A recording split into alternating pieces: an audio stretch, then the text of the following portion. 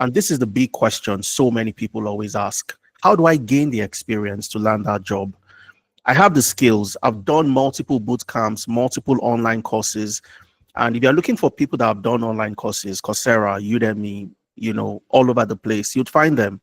However, for those who have experience, you'd find it really difficult to find those that have experience to land the job. So how do you gain experience? And that's the essence of our session today. I'll be showing you how to chart that path, gain the skills, gain the experience, have all the right support, mentorship, interview preparation sessions, and so on and so forth. And who are we at Amdari? For those of you meeting us for the first time, if this is your first time joining an Amdari session, you've not joined any Amdari session before, this is your very first time, type in a 1 into the chat. So I know those who are joining newly and those who have been here before.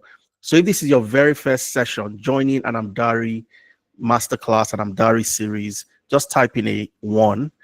Okay, so Solomon Farouk, Akinwale, first timer, fantastic. Good to have you on board, Akinwale. Good to have you on board, Solomon. Kumar, good to have you on board as well. Grace, Gobu, brilliant. Sami, you're all welcome on board.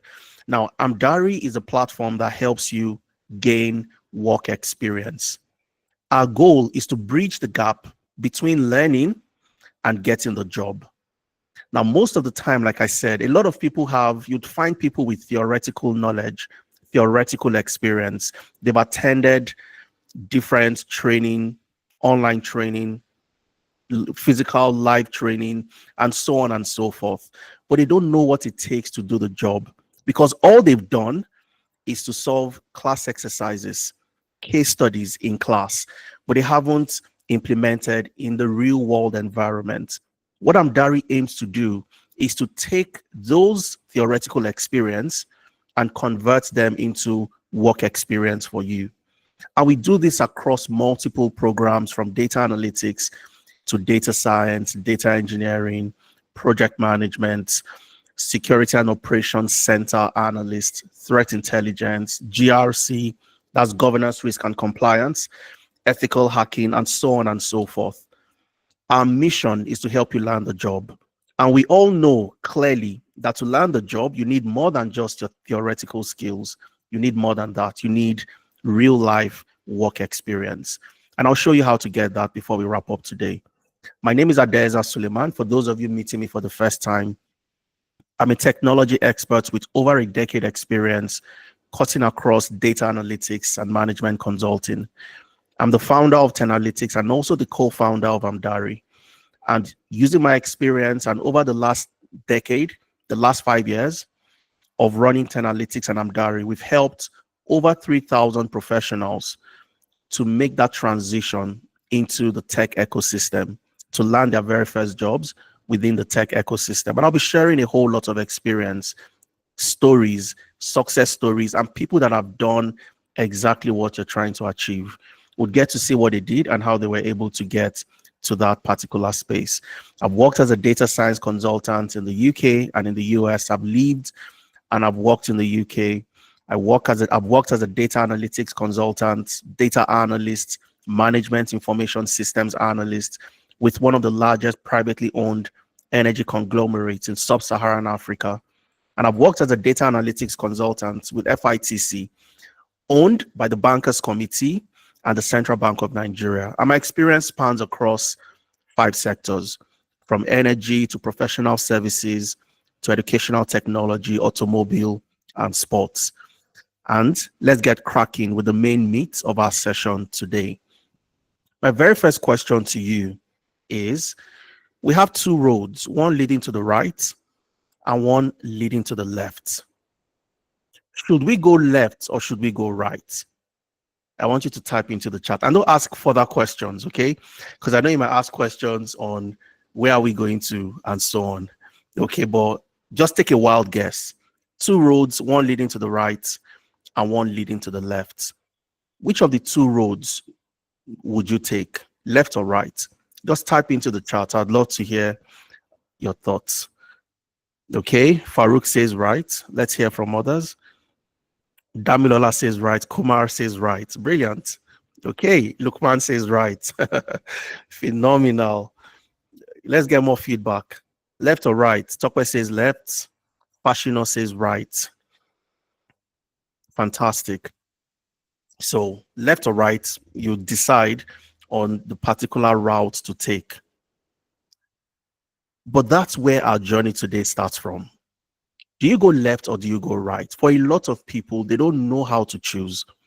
They don't know what to choose, and they take any road they see in front of them, either left or right. But I pose to you today that if you do not know where you are going, if you don't know where you are going, then any road will get you there. And what does this mean? If you don't know where you are going, you take the left road, you take the right road, any road seems to be the right road because you don't know where you are going. Now, if you don't know where you are going, any road will get you there. And what this means simply is without clear goals or direction, it doesn't matter the choice you make, left or right. You won't know if you've moved forward or made progress. So you must always, at every point in time, have clear goals and clear directions. This is where I want to get to. This is what I want to achieve. And then you know exactly how to get there. If you should take the left road or take the right road. But we all guessed. And I've been there myself, and we all guess the road to take, the routes to take to achieve one or two things. All right. But always remember, you must have a goal. You must also know the direction to take before you decide, where am I going? What do I want to achieve? Do I want to get a job? When do I want to get that job? Do I want to get a job in the UK, or do I want to live in the UK and work remotely, with a company in the US? What's my specific goal and what do I want to achieve?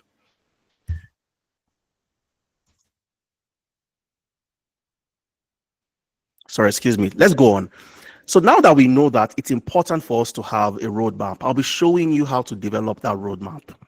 And our roadmap today, to know if we should go left or right, is to decide, set a goal for ourselves to land a job within the tech ecosystem before the end of 2025.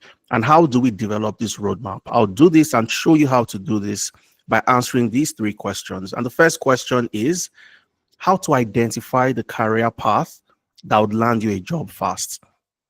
And this is so important because if you don't know the career path that are high in demand, it becomes difficult. You keep on struggling to find that job, not realizing that you're in a career path that is not high in demand. And that's simply the reason why you are struggling to land a job. So I'll show you how to identify those career paths. The career path where if you find yourself, you really don't need to do you don't need to struggle. Have the right skills, know how to position yourself, and you will be landing a job very fast, especially for those who want sponsorship. The second question I would help you answer today and show you how to identify is to know what employers want in a candidate before they hire that candidate. We've all been there before where we look at things, we tend to look at things from our own perspective. This is what I think I should do. This is what I think I should learn. Or I look at a job description for a business analyst role, and I see that they don't require anything data. And because of that, I don't bother to learn anything data as a business analyst. I just focus on the core business analysis skills. But is that really what employers want? Can I take one job description and decide on what would shape my journey into landing a job in business analysis? So what are employers looking for in you? I'd help you identify that. And finally, I'd show you how to position yourself for success. So our session today would cut across these three key questions. And what we are trying to do ultimately is to do what? To build a roadmap. So by the end of today's session, we will know where we are headed and the right direction to take, the right steps to take. So when we see that road that goes left or right, we know the right one to take. Do we go right or do we go left? All right. So let's get started with the very first question. How to identify the career path that would land you a job the fastest. And our session today will take roughly about 1.5 hours. And we will have a live Q&A where you get to ask your questions, and I'll do my best to answer all the questions that you have. Okay, but remember, the session is recorded. My slides I have numerous valuable, amazing resources for you, and I'll be sharing them as we move on. So for you to get access to my slide at the end of today's session, make sure you fill the attendance form. My colleague would post that in the chat from time to time. Make sure you fill the attendance so you receive all the materials. All right, so let's dive in. How do you identify the career path that would land you a job very fast? So what we do at Amdari is very simple. We know that not all career paths are high in demand. And if I want to get a job today, I need to be in a career path. I need to be in a field where there is high demand across multiple regions, not just the UK, across multiple regions. If I find myself in the US, I should be able to land a job. I moved from the UK to Canada and I didn't struggle to land a job. I landed a job before I even left the UK as a data analyst consultant, helping organizations operationalize their digital strategy. Okay, now how do you get a job? No matter where you have the right candidates because you have the right skills, you have the right experience, and so on. You must be in the right field for you to have that type of access. And how do you do this? So for us at Amdari, what we do is we do something called job analysis. So every single year, we scrape data from the major job boards and we analyze to see the career paths that are high in demand. So we scrape data from CV Library, read.co.uk, UK Visa Jobs, Indeed, Glassdoor, Workopolis, CV, ZipRecruiter, Monster, and so on and so forth. We scrape job data from all those platforms. And what we do is to find out the career path that are high in demand. Okay, and we don't just stop there because a career path might be high in demand, but guess what? It can be very difficult to get into that career path. For example, I want to get into robotics, okay, or I want to be a blockchain engineer. These are amazing career paths that are high in demand, but guess what? They're very difficult to get into. It will take you probably another master's, 1 year, 2 year masters for you to get into robotics, electrical electronics engineering, and so on. It will take you another maybe 18 months to 2 years to become a blockchain engineer. So even though these career paths are high in demand, they're not easy to get into. So what we do is identify those career paths that are high in demand and also relatively easy to get into, whereby you can gain, if you have the skills already, and you gain work experience over the space of 3 to 4 months, taking those skills and working on them on real life projects, building interpersonal skills, collaboration skills, working together in a cross-functional team, you can land a job. So we do those analyses every single year. And what do? We keep that analysis somewhere. But we also need to validate that the analysis we've done and the career path that we have seen aligns with something that a reputable organization would have done as well. So we look at the World Economic Forum Future of Jobs reports.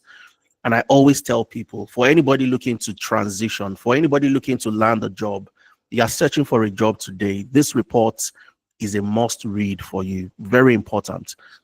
So the World Economic Forum Future of Jobs report shows you the career path that are in demand today, the career path that would grow in demand over the next 5 to 10 years, and the career path that will decline in demand. Okay, so it's a no-brainer. And if you look at this screenshots, which I extracted from the full report. So the World Economic Forum releases this report every 2 years. So the latest was released in January this year, 2025, and it shows you career path that would grow. And if you look at these screenshots, these are the career path on the right-hand side. On the left-hand side, I beg your pardon, the career path that would grow in demand.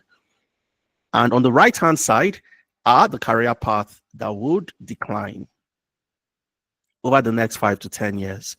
So imagine you're trying to, get a job and your focus is on the right-hand side, career path that are on the decline. And in 2 years' time, you find out and you realize that I need to make another transition, or I need to get another job because you chose the wrong career path.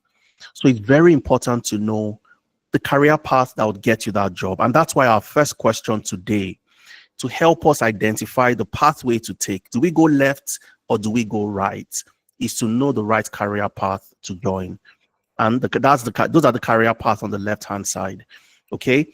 Now, if you look at the career path that would grow, number one on the list, you'd see the big data specialist roles, the data warehousing specialists, the data engineers, the database and network professionals. All these different roles can be categorized into what? Data engineering. These are the professionals that ensure that wherever data is generated, that data is extracted and stored in a central location where it's easily accessible to anybody who wants to use that data. So the role of the data engineers are extremely important, because if the data is not available, we can't do anything with that data. The data analyst cannot analyze, the data scientist cannot build machine learning models, and so on and so forth. The business analyst cannot also analyze. So it's important that the data is available, not just available, but easily accessible. And that's the role of the data engineer. So if you're a data engineer today, in a world where we are generating data at an unprecedented rate, organizations are looking for you, for professionals that can help them manage, organize, and store data and make it easily accessible. And that's why data engineering is number one on the list. And if you look at the other career path, you would see AI machine learning specialist, data analyst, and the data scientist. If you're in a data analytics career path, data science career path, you are in a career path that would land you amazing jobs across board. It doesn't matter where you are. You're in the US, UK, Canada, you're across Europe, you are in Asia, you are in Africa. You will compete for the best jobs available. Then you have the digital transformation specialist, the process automation specialist, and these are your business analysts. The business analyst would ensure that processes are optimized. If something takes 5 weeks, how do we reduce it to take 5 days or 5 minutes? What type of automation, what type of application or software do we need to implement to take a process that would normally take 5 days to just take 5 minutes, so that the organization is more efficient, reducing costs, increasing revenue, and so on and so forth. So if you're a business analyst today, you're in a career path that is simply amazing. You have the cybersecurity professionals, clearly indicated here as the security management specialist, information security analyst. So if you're a penetration tester, you're an ethical hacker, you are a security management professional, you are a security operations center analyst, you are a governance, risk and compliance analyst, you find yourself in a career path in cybersecurity, you will land a job very fast, because cybersecurity professionals are professionals that ensure that organizations' assets are safe, their digital assets are safe. They protect the network, they protect the data, and they protect the systems of organizations from both external and internal threats. So you're in a high demand career path. On the list, you also have the HR analyst, you have the business intelligence analyst, which is also a subset of data analytics, data science. You have management and organization analysts. These are also data analysts, data scientists, supply chain logistics specialists. So you'd see that the data analytics and the data science career path features more than once. And of course, you'd also see the project managers, but not your conventional project managers, not the project managers with focus on the waterfall methodology. These are your agile project managers. And your agile project managers are project managers that focus on building IT projects. They manage IT projects. Okay, so they can also be referred to as IT project managers. Okay, so not your conventional, traditional project managers. Okay, so you want to get yourself in a career path where you manage projects within the tech ecosystem.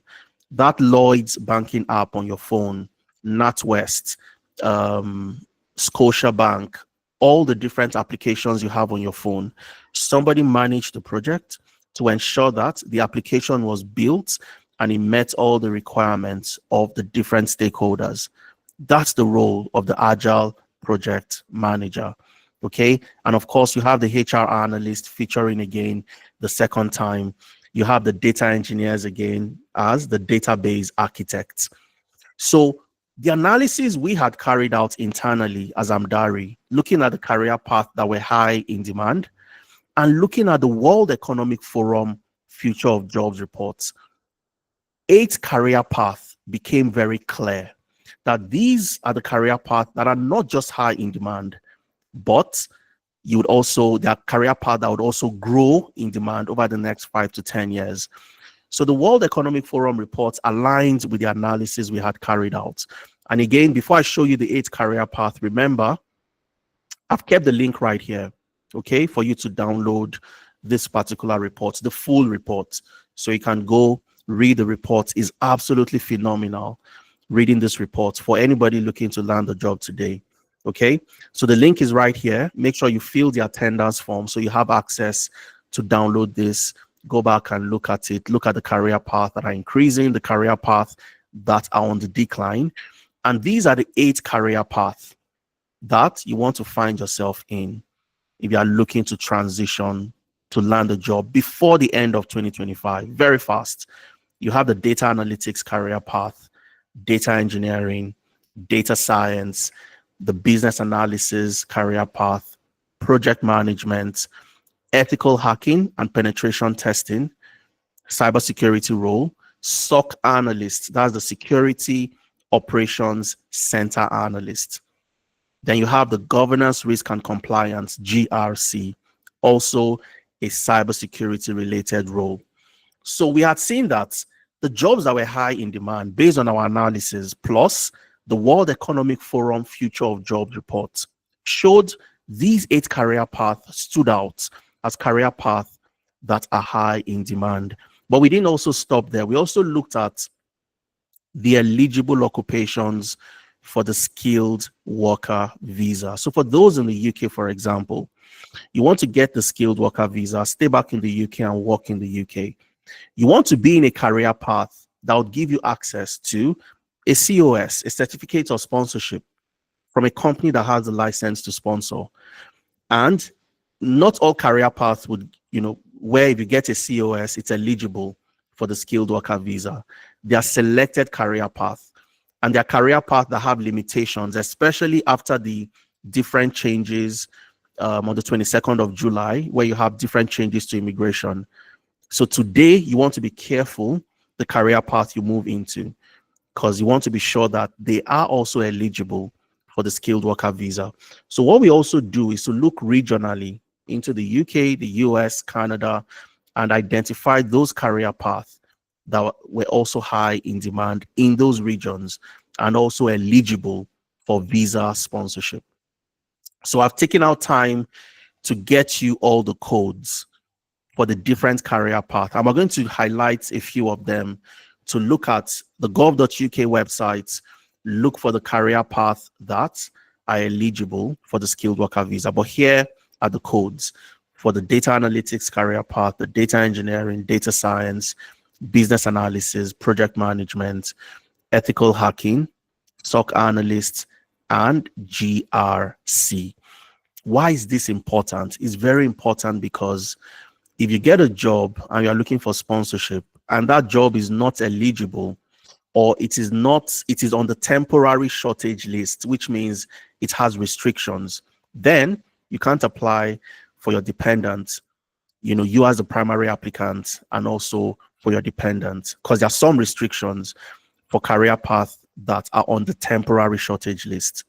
Okay, so you want to look at the eligible occupations. And again, here are the codes. You have them on my slide. You have access to them. But I've also kept the link for you right here.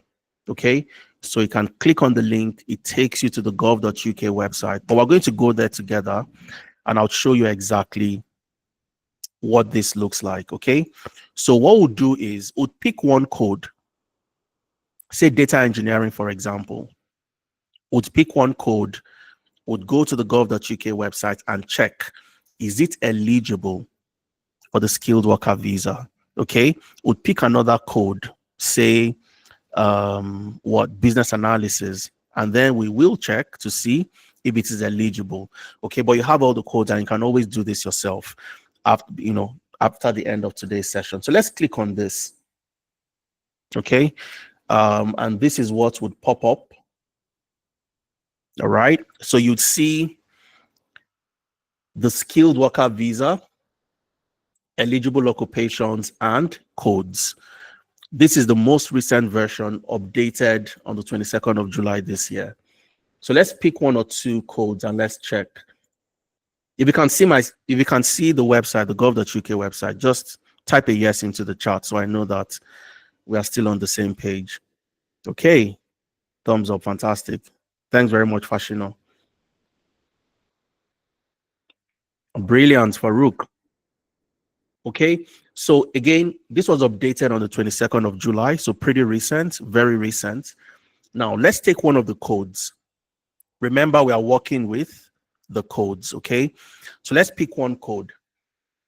All right, so let's check for data engineering. Let's check for business analysis, 2133, 2133, okay?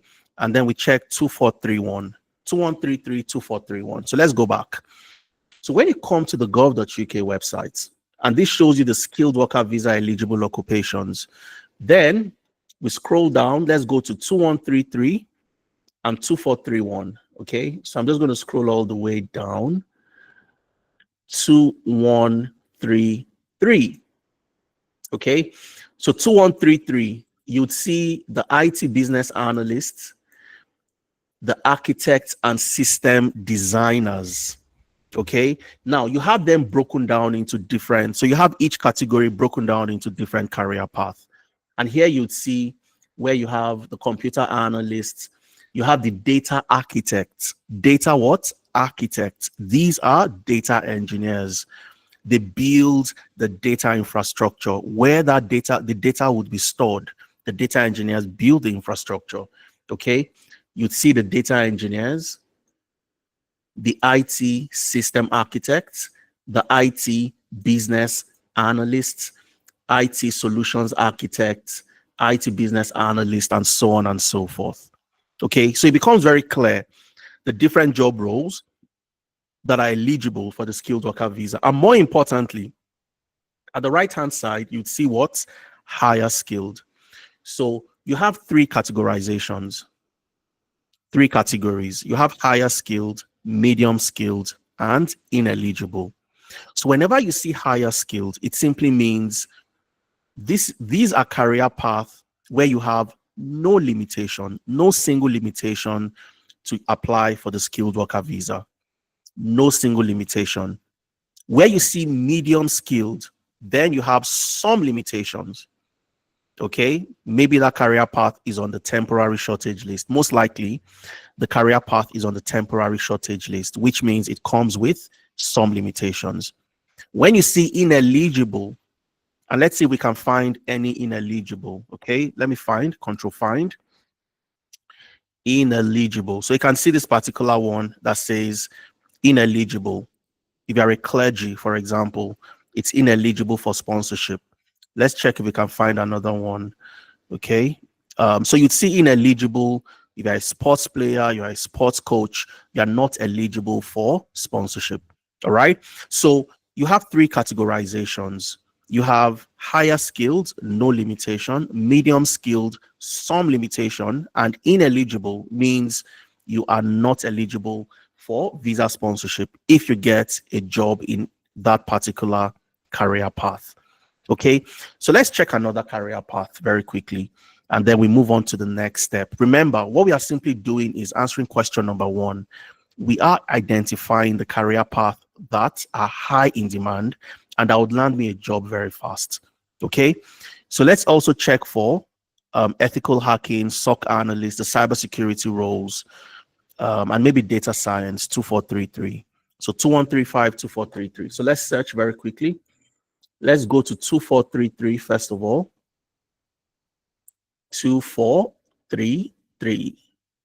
Okay, so when you go to 2433, you'd see actuaries, economists, and statisticians. And if you look at the breakdown, you'd see statistical data scientists, and it is what? Higher skilled. So this is important because when you get that COS, your certificate of sponsorship, the job code would be written there. And when the Home Office checks the job code, it must be in one of these career paths that are eligible for sponsorship.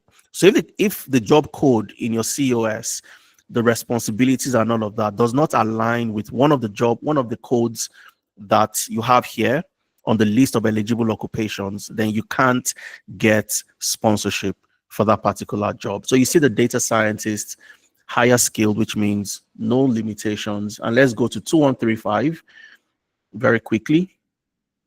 And then we move on to subsequent slides. Okay, so you'd see 2135 cybersecurity professionals. So you have the cyber operational defense, cyber security management and governance specialists. You have the forensic computer specialist, secure system development specialist, and so on.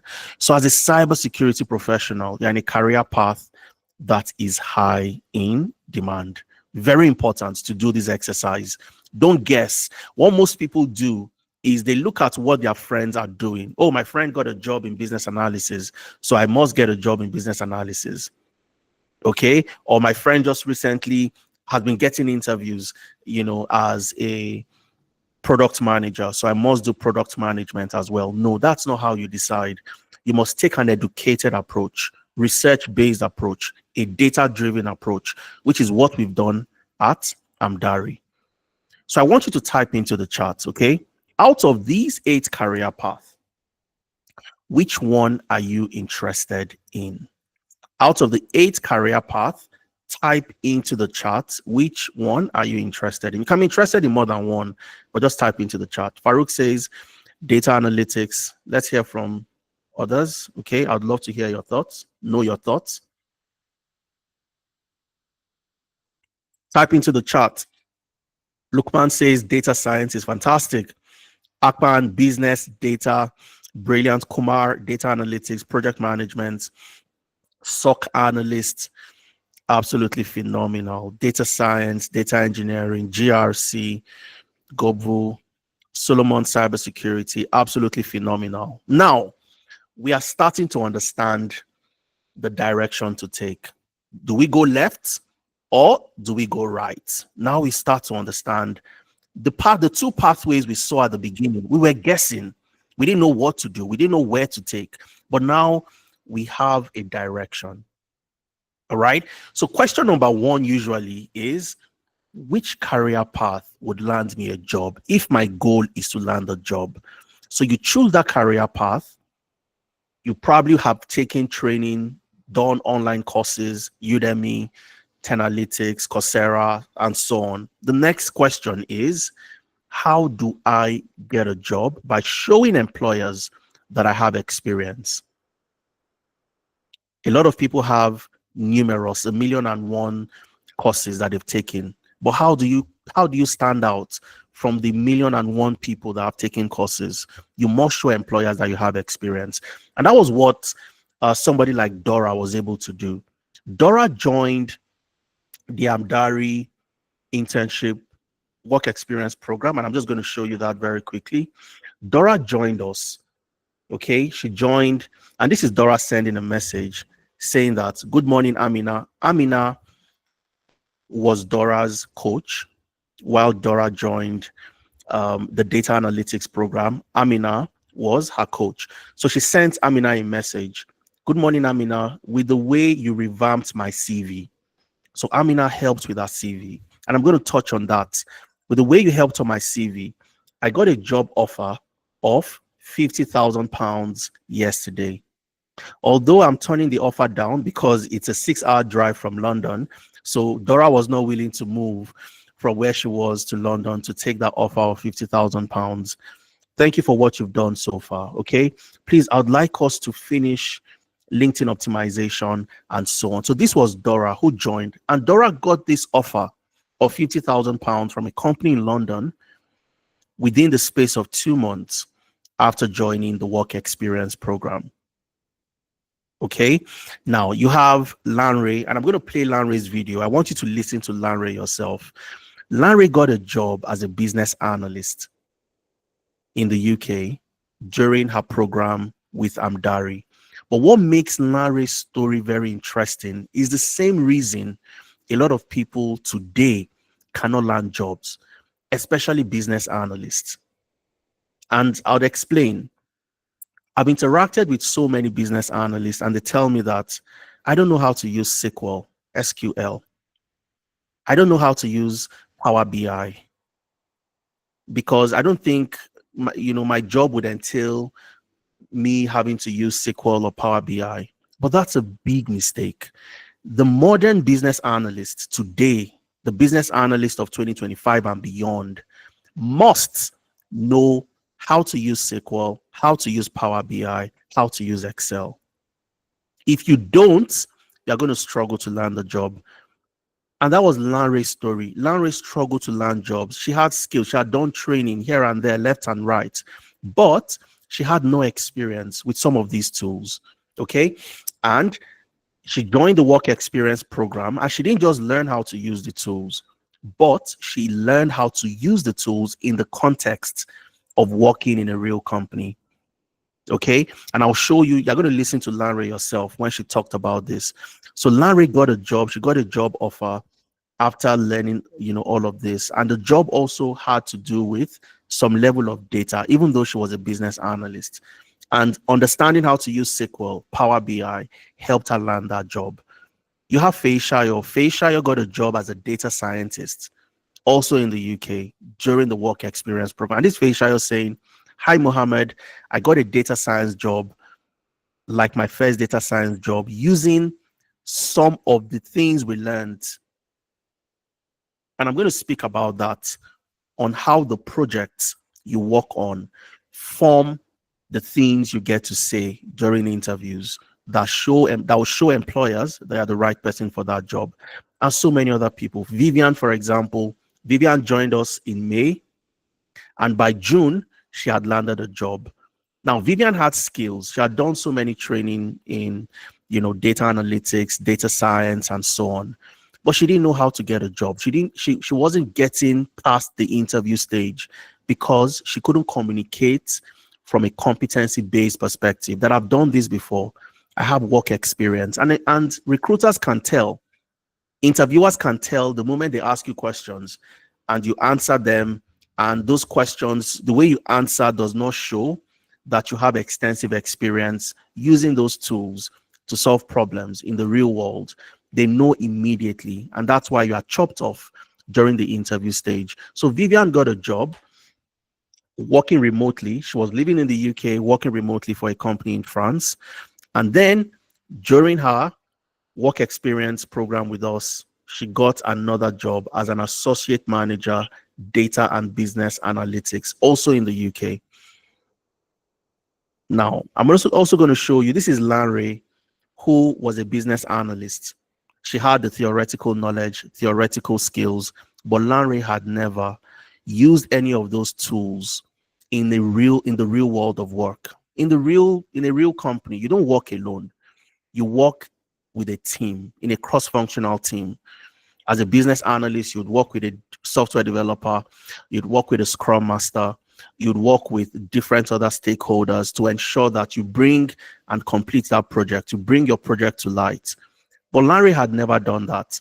So this is the same Lanre who realized that I've not used any of these skills in the real world of work. And I don't even know how to use Power BI, SQL, and so on as a business analyst, because she felt it did not matter. So I want you to listen to Lanre, okay? And remember, All the links are here. So if you click on this link, for example, after the session today, you get my slide. You click on this link, it takes you to Lanre's video. You get to listen to Lanre. All right. If you click on the link above, you get to listen to Laju, who also got a job as a data scientist while working with us in our work experience program. So let's listen to Laju for just about 2 minutes. And I want you to take your time, pick one or two things, write it down in your notes. What made the difference for Laju, who had training but could not show that she had experience? But joining Amdari, she was able to show that. So let's listen to Laju very quickly, and then I'll come back to hear your thoughts. Okay, so just give me 1 second. All right, so let me share and let's hear Laju. So I'm going to play and stop, and you tell me if you can hear Laju, so I know that Laju is audible to those listening.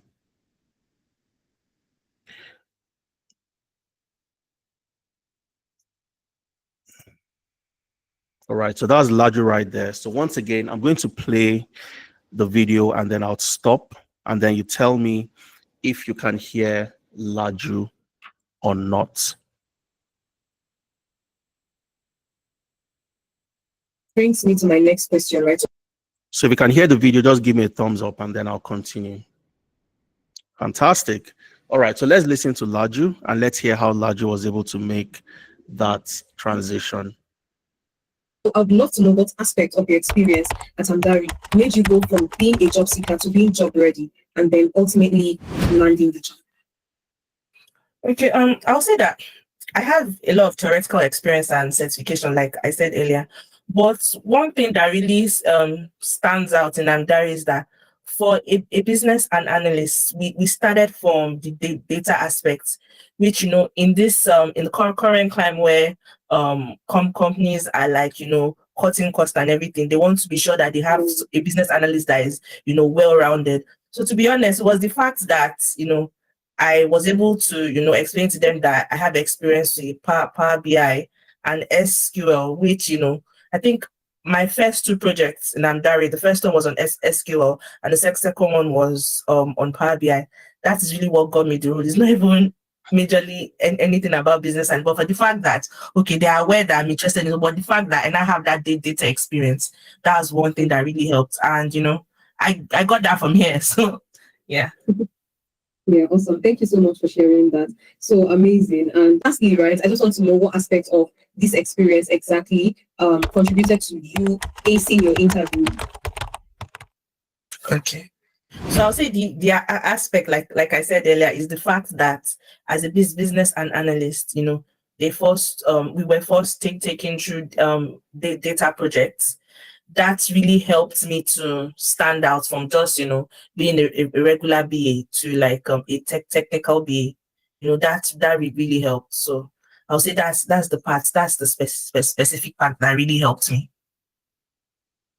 Okay, so the video is quite long. It's about 5 minutes, but I'm not going to bore you by playing a 5-minute video. Okay, the links to all these amazing testimonials to listen to Lanre, who had business analysis skills but had no experience and also lacked certain key tools, got a job.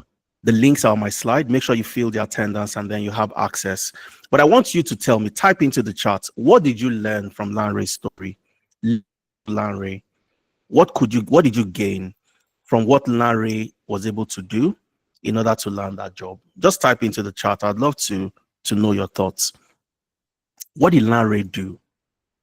What did she do right? Listening to her. I'd like to hear from one or two people and then we move on. What did Lanre do right from your own point of view, listening to what she had to say? Okay, so just type into the chat and then I just want to hear from one or two people and then we move on. What did you learn from Lanre's story?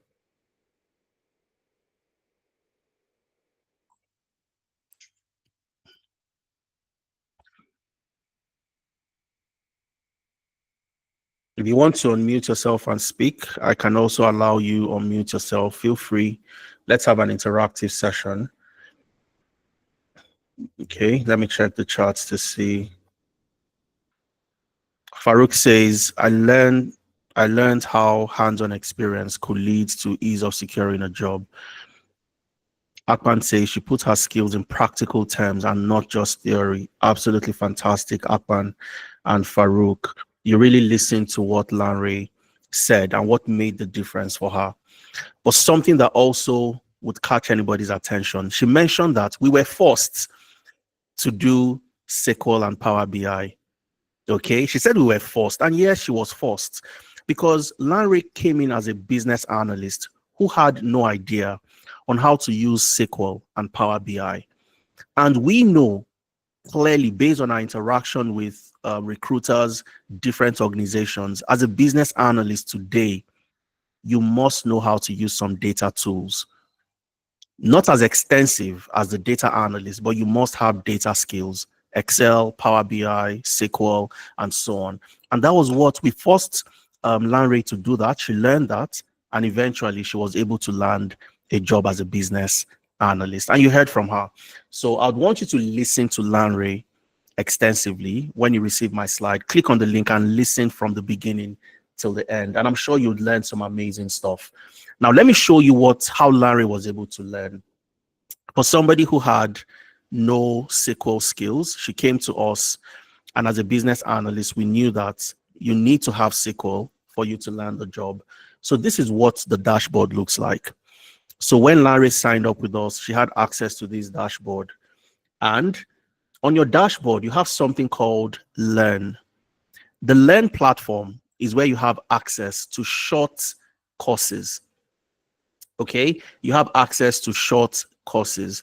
So what Lanre did after subscribing to Amdari, coming to her dashboard, she did what? She joined her crash course on SQL, crash course on Power BI, and crash course on Excel. And then she worked on real world projects. She worked with a developer. She worked with a scrum master. She worked with different stakeholders, solving multiple problems. And this gave her the confidence. If you listen from the beginning, Lanre mentioned clearly, I didn't play it from the beginning, so there was no way you would have heard that. But when you go back to listen to Lanre later, she mentioned clearly that I gained confidence. I gained confidence during interviews because I could speak on projects that I had completed because I actually did those projects. So it was different from the projects where she solved by reading and just by working on solving exercises in class. But these were real projects that got Lanre to where she wanted to be. And there are so many other professionals like Lanre. And as we move on, I'm going to share all these amazing success stories with you. So now that you know the very first thing you want to do, the career path you want to join, and for somebody like Lanre who knew exactly what she wanted, she had a direction. I want to be a business analyst. We showed her certain things she needed to add to her skills and her experience. She was able to land the job. The next question is, what do employers want? Because I want you to leave today's session knowing clearly that if I know what to do or what I want to do, I want to go into cybersecurity, I want to go into data engineering, I've learned the skills, I've completed a course somewhere. What do employers want from me before they hire me? That's the next question. All right. So what do employers want? I'm going to show you that. And I want to do that by asking this question. Okay. And it's a very simple analogy. Now, you want a wedding dress. So let's assume you want a wedding dress and a suit. Okay. And you're considering two tailors to sew your wedding dress and suit for you. Tailor A has a certificate from tailoring school. They've gone to tailoring school. They have a certificate. All right. And then you have Tailor B. Tailor B has a store. You can walk into Tailor B's store. You can see the wedding dresses he's sewn. You can see the suits Tailor B has sewn. You can touch the material, feel the quality, and you see the type of suits that you want. Now, who do you decide? When deciding on Tailor A or Tailor B, who would you trust to make your suit or wedding dress for you? Tailor A or Taylor B. Type into the chat A or B. Kumar says B. B due to evidence. Farouk, you're simply amazing. B due to evidence. Afolashade says B. Swami says B. Ola says B. Akpan says B. Okay, let's get more feedback. Oyelakin says B. Martins, thank you for that. Let's get more feedback. B, B, B. Everybody says B. It's a no-brainer. Okay, it's a no-brainer. Fashino says B because of his evidence. Absolutely, it's a no-brainer. Everybody goes for B because B has evidence that they've done it before. B has experience that they've done it before. And that's why before a recruiter hires a candidate, they don't want to hire and make a mistake. The recruiters are scared just as much as you are scared during that interview. So you are nervous, you are panicking, you're not sure how the questions would be. The recruiters on the other end are also panicking that they don't make a mistake and hire the wrong candidate. All right. So the recruiters want to be sure that they get that candidate that they are sure would hit the ground running on day one. And what would give them that confidence to do that? Just like Taylor B. Taylor B has done it, and he can show anybody, oh, what type of suits do you want? These are the suits I've done before. And you can see the type you like. These are the dresses. You see the type of dresses, feel the material, feel the quality, and you are confident that this is the right person for me to give that suit or dress to sew for me.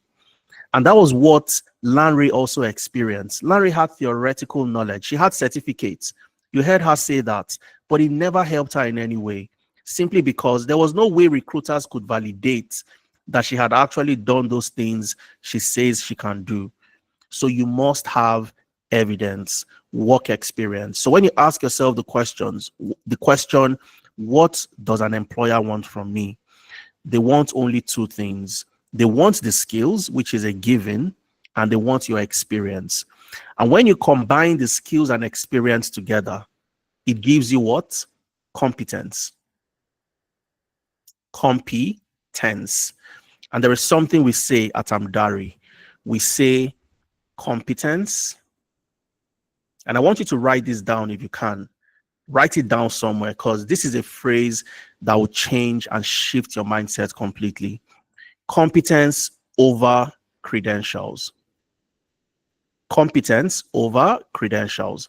So you have a master's, you have a PhD, you have a degree, you have a certificate, you've done 10 certifications. That does not help you in any way, because employers want your competence, and your competence comprises of your skills and your experience.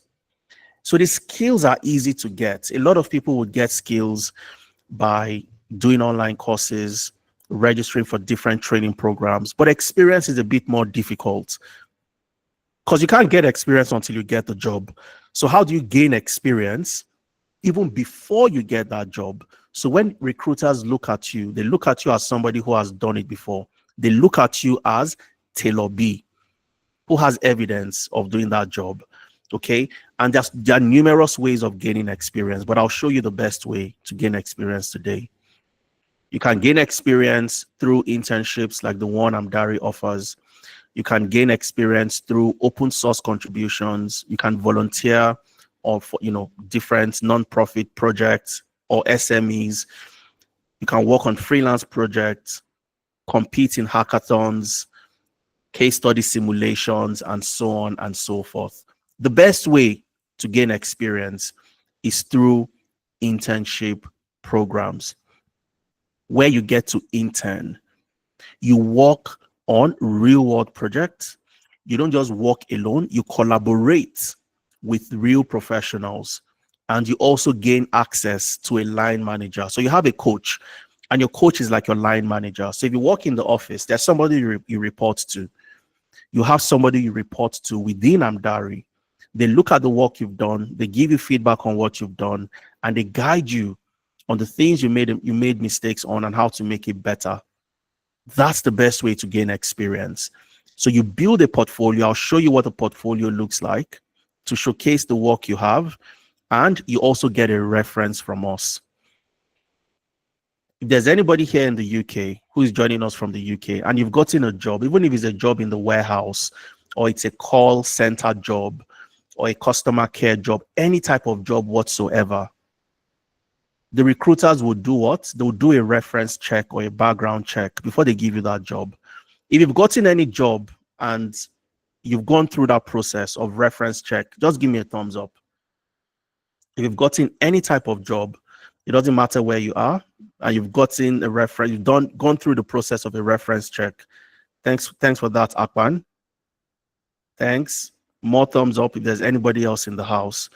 Okay, Kumar, fantastic. So recruiters would always do a reference check because they want to be sure. Thanks, Farouk. They want to be sure that you have the skills that you say you actually have. And they want a reputable organization to vouch for those skills.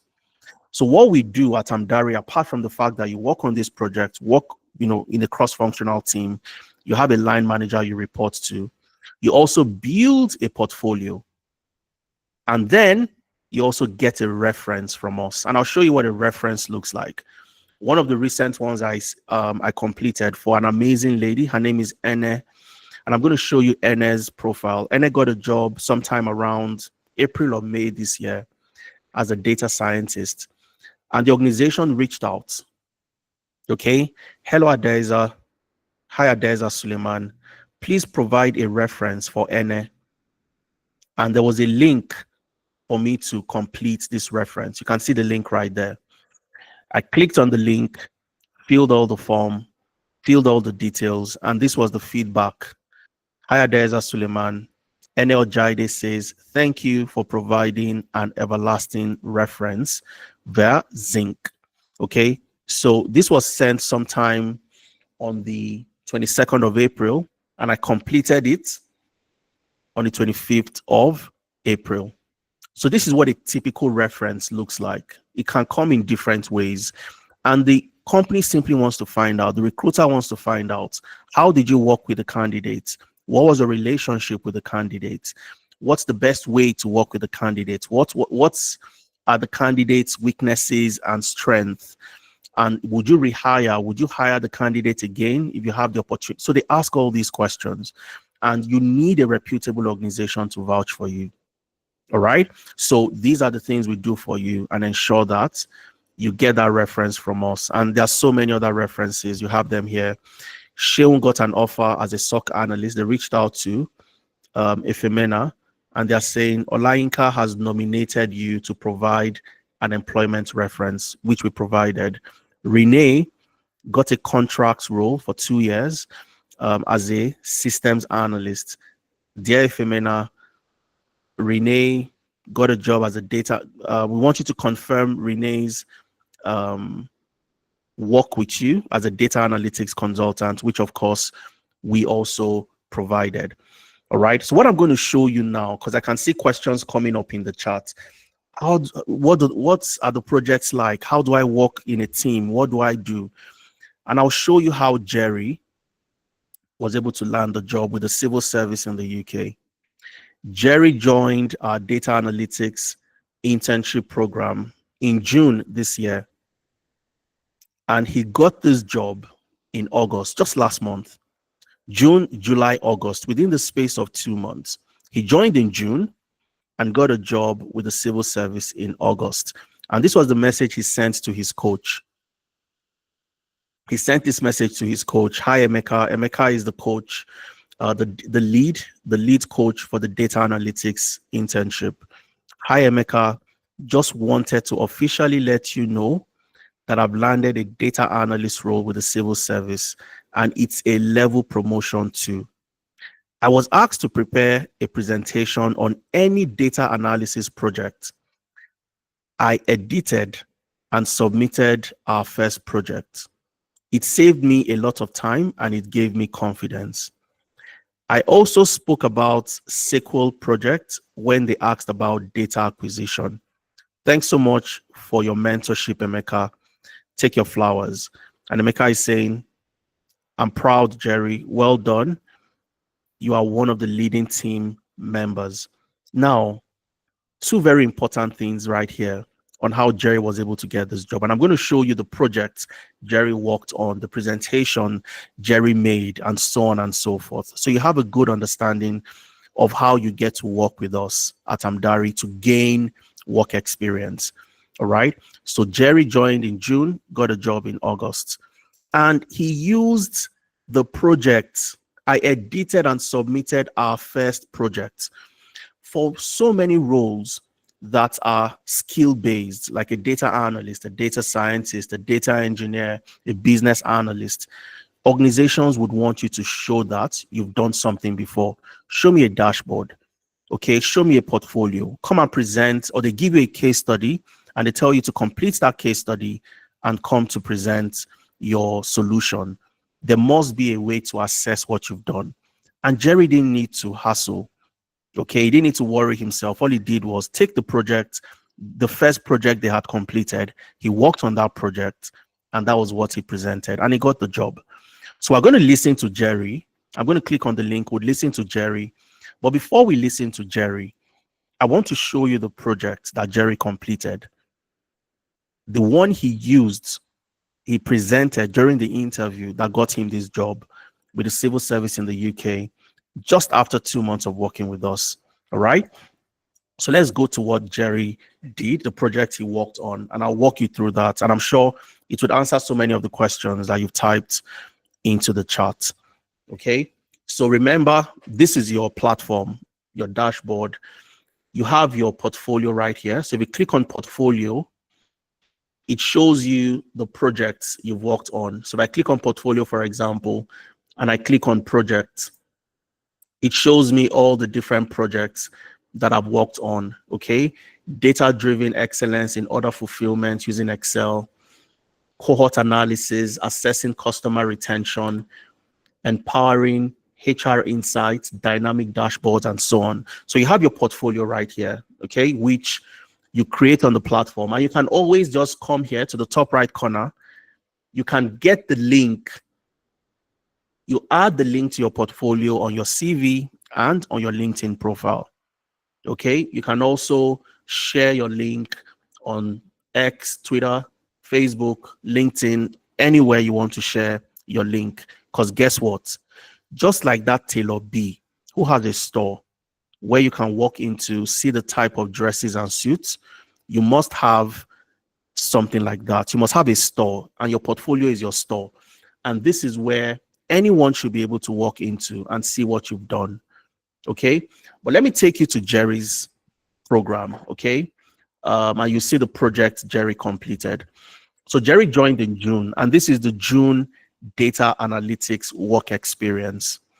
Jerry was able to secure that job just after his first project, and this was the project he used during the presentation, and I'll show you that project. So the project was focused on enhancing brand reputation for a company. Let me maximize this so you can see it a bit better. Let me see. I think this is too big. Okay, so this is a project for a company. The name of the company, Data Analytics Project, Navigating the Digital Landscape. All right, enhancing brand reputation with cutting-edge social media monitoring. Now, the name of the company is Afritech Electronics. They play within the electronic space, consumer electronics. They manufacture and they sell consumer electronics. But recently, so you have a business introduction which guides you into what this project is all about. Okay, and then you have the business problem. So for you to solve a problem, it means there's a problem within that company. So what is the company facing? Negative social media buzz. So customers have been complaining because some products have been defects, damaged products, and so on. And this has been affecting the company's brand. Customer complaints, product recalls due to so many issues with the different products that they sell. Okay, so what do you need to do? You need to help the company to protect their market position. So when you work for a company that's facing this type of issue, product recalls, customers are complaining because they get damaged products or the products don't last as long as it should. You want to help them protect their market position, retain customers by improving customer satisfaction, mitigating the crisis, and so on and so forth. So you understand the aim of the project, the reason why you are solving this problem. Okay. And then you would use tools like SQL and Power BI to solve this problem. And this is where it gets really interesting. So it's different from you just completing an exercise. You're going to work together with different other professionals. You're not solving this alone. You scrape social media posts, social media data, and you'd analyze that data and visualize it using Power BI to identify the sentiments of customers. Are the sentiments positive, negative, or neutral? And where are the issues? What do we need to solve to ensure that we improve customer satisfaction? And that's what the project was. What you get to do is you complete the project, you work together, you have different stand-up sessions. They're called drop-in sessions, where you have stand-ups to discuss what you've done to your line manager. So remember, this is a direct report to line manager relationship. And I'll show you one of the presentations where Jerry was presenting a solution during the drop-in session. And remember, this was what enabled him to land that job. Let me see if it's this. Okay, I'm just going to mute this. Let me see if this is where Jerry presented. So that's your coach who's going to work with you. Yes, this is where Jerry presented. Okay, so you might not hear the audio, or maybe I'll share so you can listen to Jerry presenting. So Jerry presented, you'd see Jerry's name, Jerry Olatoyon. You can see the project is presenting streamlining logistics solutions, order fulfillment, a data-driven approach to eliminate backlogs, and Excel interactive dashboard. Okay, presenting a solution to this particular project. Okay, so you'd see Jerry right there. Okay, this is the same project, order fulfillment, optimizing order fulfillment. If you go back to the dashboard, to your portfolio, you'd see this project here in the portfolio, data-driven excellence in order fulfillment, Excel dashboards. And that was exactly what Jerry was presenting right here. Okay, so I would allow you listen to the audio just for 1 minute, and then you'd listen to Jerry presenting. So the fact that he had an environment to practice, make mistakes, solve the problem himself, he could go into an interview and speak confidently because he had done it before. He has presented to his line manager, he got feedback, and he knew exactly what to do. All right. So I want you to listen to Jerry for just 1 minute, listen to him presenting, and then I'll play Jerry's video, and then I'll come back and we start to wrap up for today. Okay. So let me share this.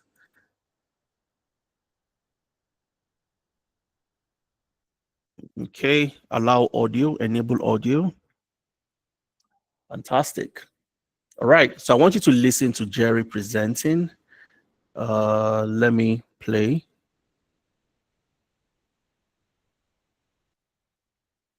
Let me just move it forward a bit.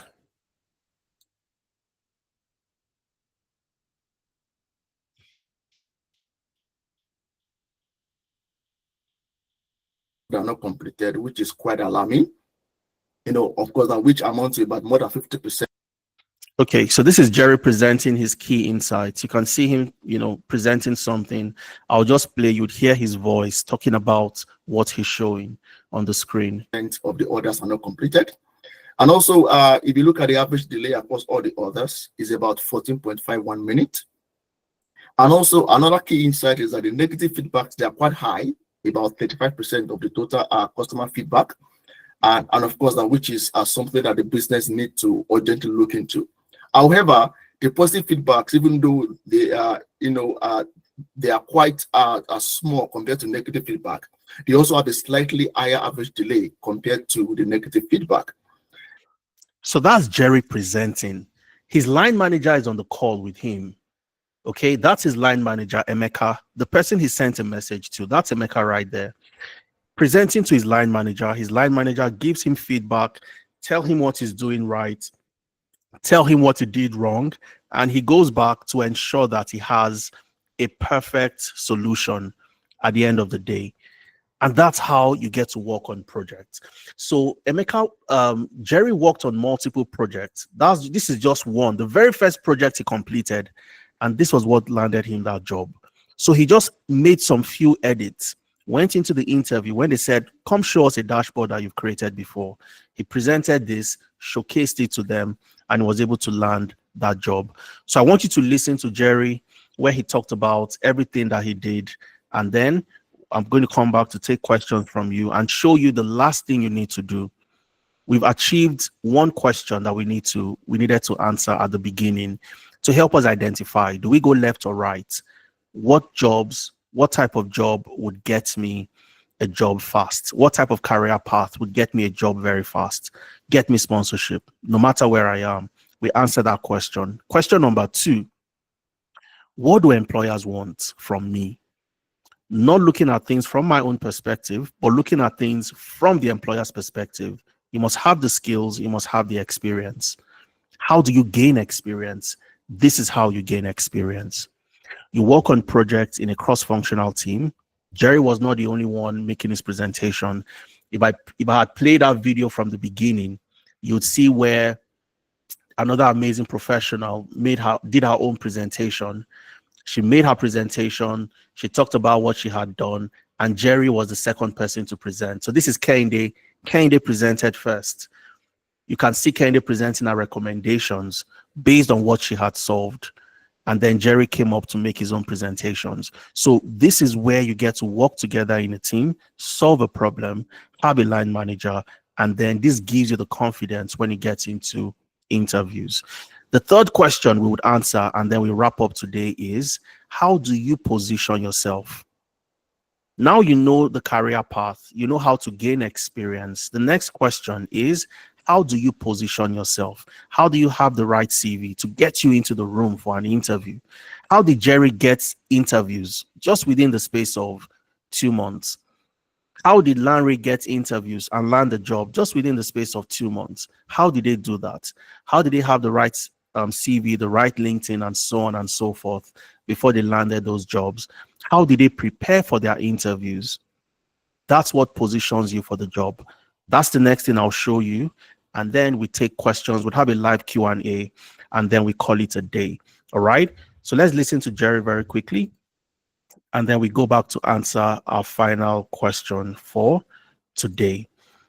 So that's Jerry right there. Phenomenal professional. Let's hear from Jerry, and then we come back to our session. Now I'm really excited because I've recently landed a job as a data analyst within the civil service.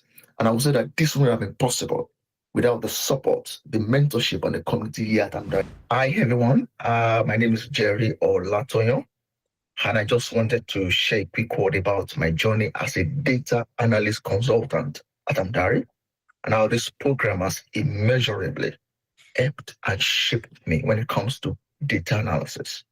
And before joining, I would say that I had a passion and some skills, but I needed something more, something way beyond just having the skills. I needed to have the real world industry experience. And this is what I got at Amdari. I was able to work on actual projects that made a difference when it comes to the business world. But then I had the chance to work with cross-functional teams. And at the time, I was even able to, I was asked to lead a team, which I did. And this helped me when it comes to, managing people, instilled in me confidence in managing projects end to end. And when it comes to delivering insights that make an impact. And this program had exposed me to a variety of tools used in industry, Excel, Power BI, Tableau, SQL. And then I was able to apply all these tools to solve real world problems. And this gave me the experience employers are looking for. And I could say that these are the things that I use when it comes to applying for jobs, and also when it comes to engaging interviewers during interviews. And one of the takeaways that I would say was during this program was resilience. because there was challenges along the way, moments where I had to push through. Of course, working on some bugs in the data. At the time, I had to manage different priorities, and then I had to manage deadlines just to make sure that I was able to submit the project. As at when due, it is amazing, fantastic. Like you really get value in this program, I would say. And honestly, it's been a rewarding journey. I am really grateful. I want to encourage anyone, whether you're thinking of doing this or you're in this already, just trust the process, stay consistent, and you're going to see the result. Now I'm really. So that's Jerry, absolutely phenomenal professional. All right. And that was what Jerry did essentially. And Jerry was able to land the job as a data analyst, works with the civil service right now in the UK. And if you listen to him carefully, he said it got a little bit tough because he needed to manage multiple priorities. He had deliverables, timelines, and he had to deliver on those deliverables. So when he gets into interviews and you ask questions around, tell me about a time where you missed a timeline or you missed submitting a deliverable due to tight deadlines, and how did you manage that? Because he has done it before, he has been there, he has experienced all of that. It becomes easy or easier for him to explain exactly what he did in order to manage tight deadlines and tight deliverables. And that's Jerry's story. Absolutely phenomenal professional. Okay, so what did they do differently, and how do you stand out? How do you shape your own journey? How do you position yourself for success?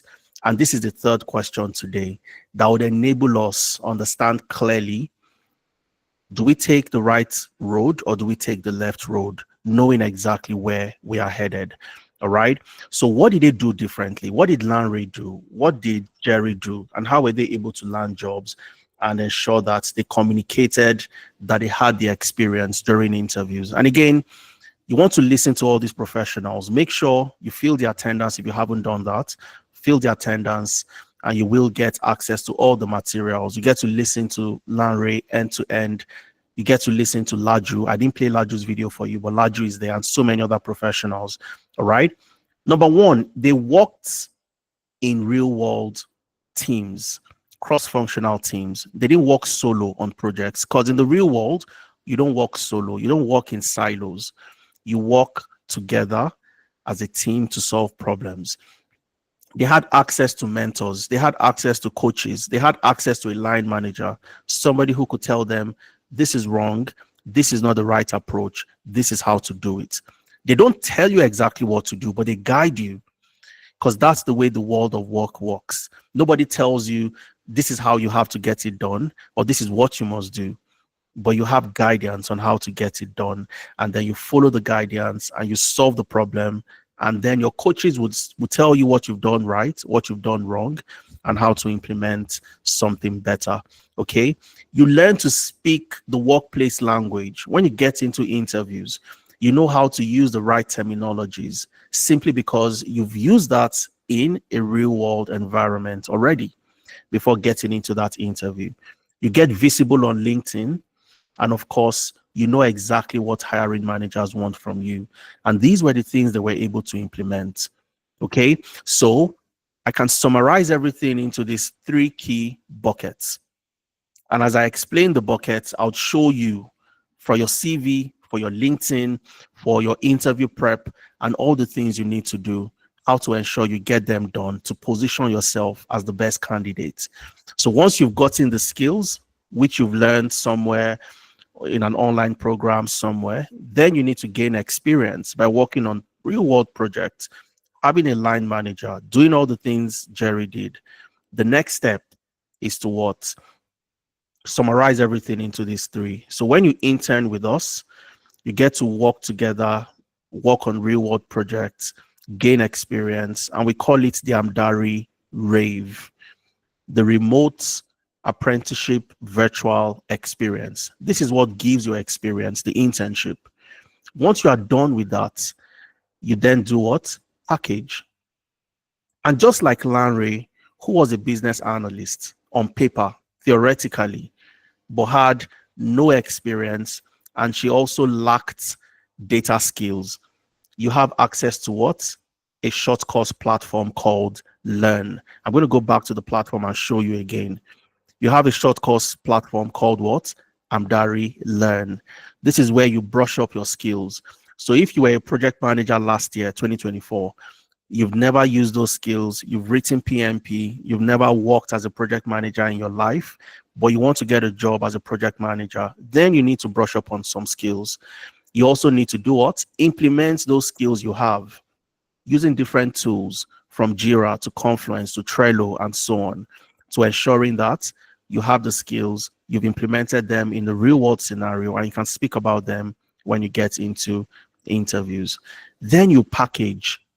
Packaging is presenting yourself as the best candidate for that job. Jerry, Lanre, everybody had to do what? Have the right CV. So we do your CV for you. We review and we revamp your CV. And then we show you how to tailor your CV to job applications, so that when you need to apply to a job, having the right CV, you know exactly how to tailor that CV to subsequent jobs. So that gets you into the room and you stand the chance of showing the interviewers that you're the best candidates. LinkedIn optimization. We work with you to have the right LinkedIn profile. If you don't have one, we work with you to create one. If you already have one, we show you how to optimize your LinkedIn profile. Then you have your mentorship sessions. Every single Thursdays, you have your mentorship. Mentorship is where myself, the co-founder, the two co-founders, Ifemena Omomi, and so many other professionals, we bring in industry experts to come guide you, handhold you. You know the trends in the industry, you know how to apply, where to apply, and so on and so forth. And we prepare you for your interviews. So if you have an interview, all you have to do is go to your platform. Okay, you don't need to fret, just go to your platform. You have an interview coming up, go to your platform, go to your dashboard, go to where you have internship, click on internship. Okay, you have so many amazing stuff here. And if you click on roadmap, your internship roadmap, you'd see where you are at any given point in time. All right. Have you started building experience that recruiters are looking for? Here you started working on projects. Let me maximize this so you can see it a bit better. Okay. So when you complete your first project, you'd see your roadmap step by step. When you have your CV review completed, which we do for you, we review your CV for you, give you the industry standard, and then we show you how to tailor that CV. So subsequently, you know how to tailor. Okay. When you've completed your LinkedIn optimization, you also see that right here. But you have an interview coming up. All you have to do is come in here, you'd see interview, click on book interview session. Okay. You enter your name. So I enter my name, Adeza Suleiman. Okay. You copy the link to the job you applied to. You paste it here. Details of the interview. So if you have the job description, copy and paste. What stage of the interview? Is it the first round, second round, final round? So let's say it's the first round interview. You select that. What date do you want to be prepared? Any day of the week, even on a Sunday. I want to be prepared on the 14th of September. Select that. Copy paste the job description. Upload the CV that you used to apply. And then you click on submit. And on that day that you selected, somebody would come to prepare you for the interview. Okay. You want to interact with your coach, your facilitator. You can also book a one-on-one session right here. You want a reference. You can also do what? You can book a reference letter. You can request for reference details when filling the form and when applying to jobs. All right. So you see your internship dashboard. Again, I showed you the Learn platform earlier.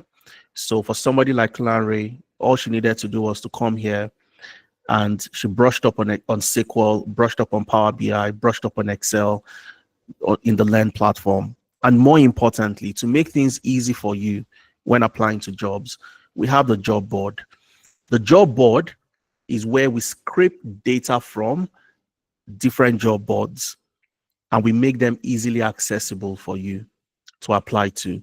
So all you need to do is come in here. You want to apply to data analyst roles, for example. You come to your job board, search for data analyst. You can enter the different postcode, click on search, and it would show you data analyst related jobs. Okay, you can select the location and you see the different locations, and you can come in here and apply to jobs.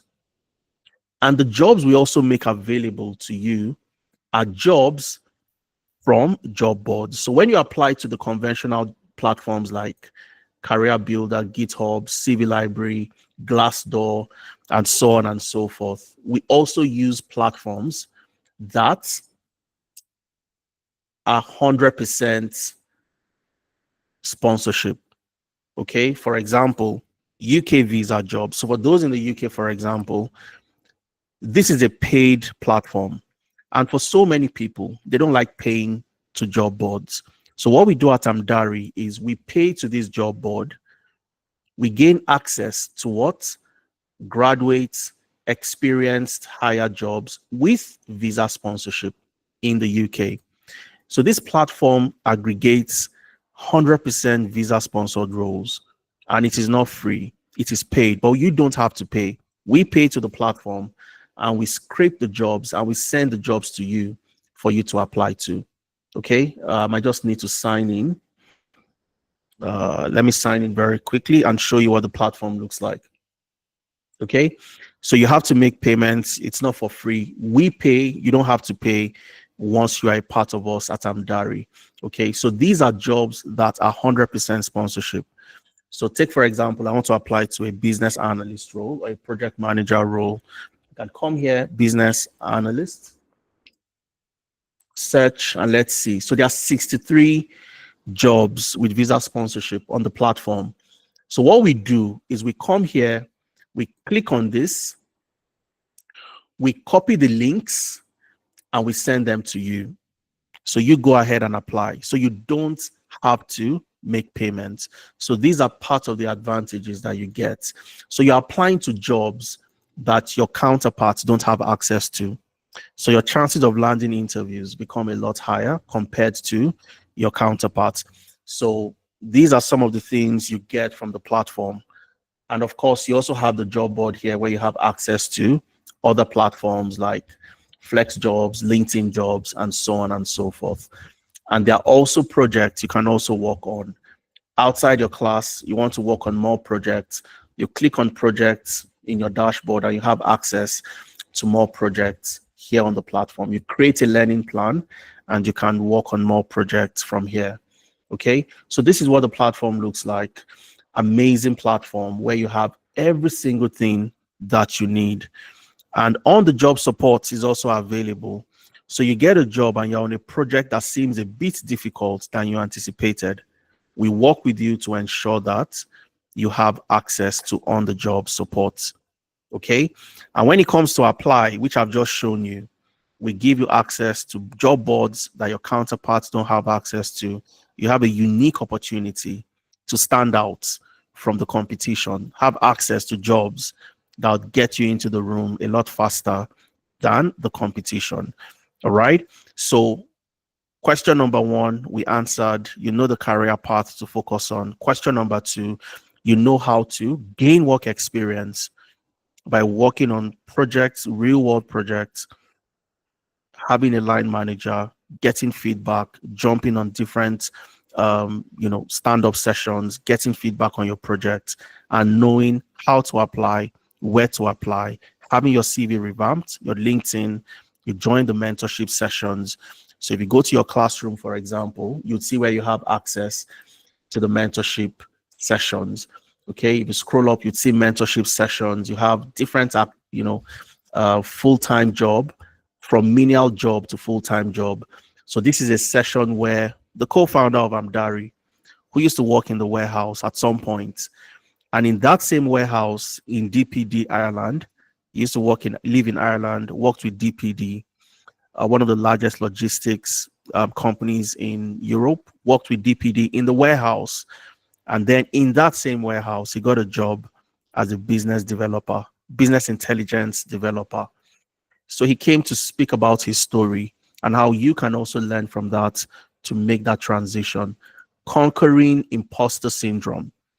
Okay, so this was another mentorship session. So even if you missed a session, you have what? The recording right here. You can always come back, watch the recording.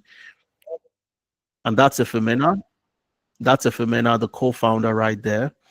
Okay. How to conquer imposter syndrome. Because it's normal for a lot of people. Imposter syndrome, I don't think I'm good enough. I'm not going to apply to jobs and so on. So these are the type of amazing mentorship sessions that you have. If you click somewhere, you'd find me right there. We have mock interview prep. Land a job before you are ready. I think this was me. I'm not entirely sure, but I think, yeah. So I took this session, for example, where I'll show you exactly what you need to do to land a job, even when you feel you're not prepared. Okay. So these are all the amazing stuff. You see the CV optimization, your LinkedIn optimization. You can also book an interview prep from this platform as well. And here is where you learn how to tailor your own CV after we've done the first one for you. Okay. So those are your employability skills, the CV, the LinkedIn, navigating the job, interview prep, mentorship session, your reference letter, and so on. Okay. And now I'm going to wrap up my session today by speaking about Francis. Francis, and I'll take you to his profile on LinkedIn as well. Francis joined project management in May, and he got a job with Deloitte in July, about 2 months ago. He joined us in May, got a job with Deloitte in July. And this is Francis communicating with his coach, Brown. Brown is the lead for project management. And he sent a message saying, of course, Francis is Igbo. One day, I got a call from Deloitte that the interview was successful. Starting onboarding in August. To God be the glory. Good morning, sir. And this is Brown saying, this has made my week. Congratulations, brother. And I'm going to show you Francis' profile. But something Francis said, if you listen to Francis, was very profound, where he talked about the fact that the ability to learn, he knew how to use those, he didn't know how to use those tools. He had always heard about them, Trello, Confluence, but he didn't know how to use them. And his ability to show them during the interview that he knew how to use those project management tools made all the difference for him. Okay. So again, I have the link right here. We're going to listen to Francis, and this is the last video before we call it a day and I take your questions. We listen to Francis. You hear what Francis had to say about the importance of putting the tools he had learned into practice in the real context of a real company where he had real-time feedback and so on. So let's listen to Francis very quickly, and then we take questions from you, tell you what it takes to join Amdari, what investment you need to make to be a part of Amdari, and then we call it a day today. Okay, so this is Francis. Again, just as usual, I'll play just a brief video, maybe 2 minutes, 1 minute, so we get to listen to Francis because of time. All right, but you have access to all of this on my slide, so make sure you fill the attendance if you haven't done that. Okay, but let's listen to Francis, because Omomi, the co-founder, asked Francis, what made the difference for you? How did you get this job with Deloitte? And I want you to listen to what Francis has to say. Because I needed to have a feel of a good hands-on experience and exposure as well. Just getting myself ready for the industry challenge and trends. The interning experience has been very excellent. Joining the team gave me a chance to work with the teammates, cross-functional teams, as we would always call it, on real business problems. And honestly, it was not just managing timelines and tasks. It was about learning to coordinate people, prioritize goals, and also communicate effectively. Yeah. One of my major highlights for joining Amdari was the exposure to project management tools like Trello, Asana, Confluence. These platforms weren't just digital platforms. They became the backbone of how we communicate and track projects. So I can tell you, with Trello, it got me hands-on with Kanban methodologies. It really taught me how to break down complex tasks into, actionable steps, as well as visualizing workflows, which quickly identifies any bottlenecks or blockers as well. It's been very, very valuable. It's been full of insights. The coaching strategy, it's top notch for me. Like I said, Brown is always there, and one thing about his methodology is let's work together, let's do it together, and then he believes more in agile approach, right? Getting things done, structured. So the last question, like you also mentioned, what specific part of your Amdari? Okay, so I'm not just going to play all the video because of time. You have access to this on my slide. Make sure you fill the attendance. I've been saying this so many times so that you have access and you get every single material that I've shared with you today. Okay, so that's Francis. Francis spoke about the fact that he didn't know how to use Trello, Jira, and all of those tools. But the fact that he joined the project management internship, he joined in May, he got to use Trello, he got to use Jira, he got to use Confluence, and he learned how to use those tools in the real context of work. And when he got into interviews, he was able to mention all those things, and that landed him the job. And he talked about the approach of his coach, Brown, where he mentioned that Brown's approach is, let's get it done together. Okay. And if you have questions, you have the opportunity to ask all the questions that you have. And that really got Francis to where he needed to be. And if you go to Francis' profile, you'd also see clearly that Francis has an amazing LinkedIn profile. Okay. So that's Francis right there.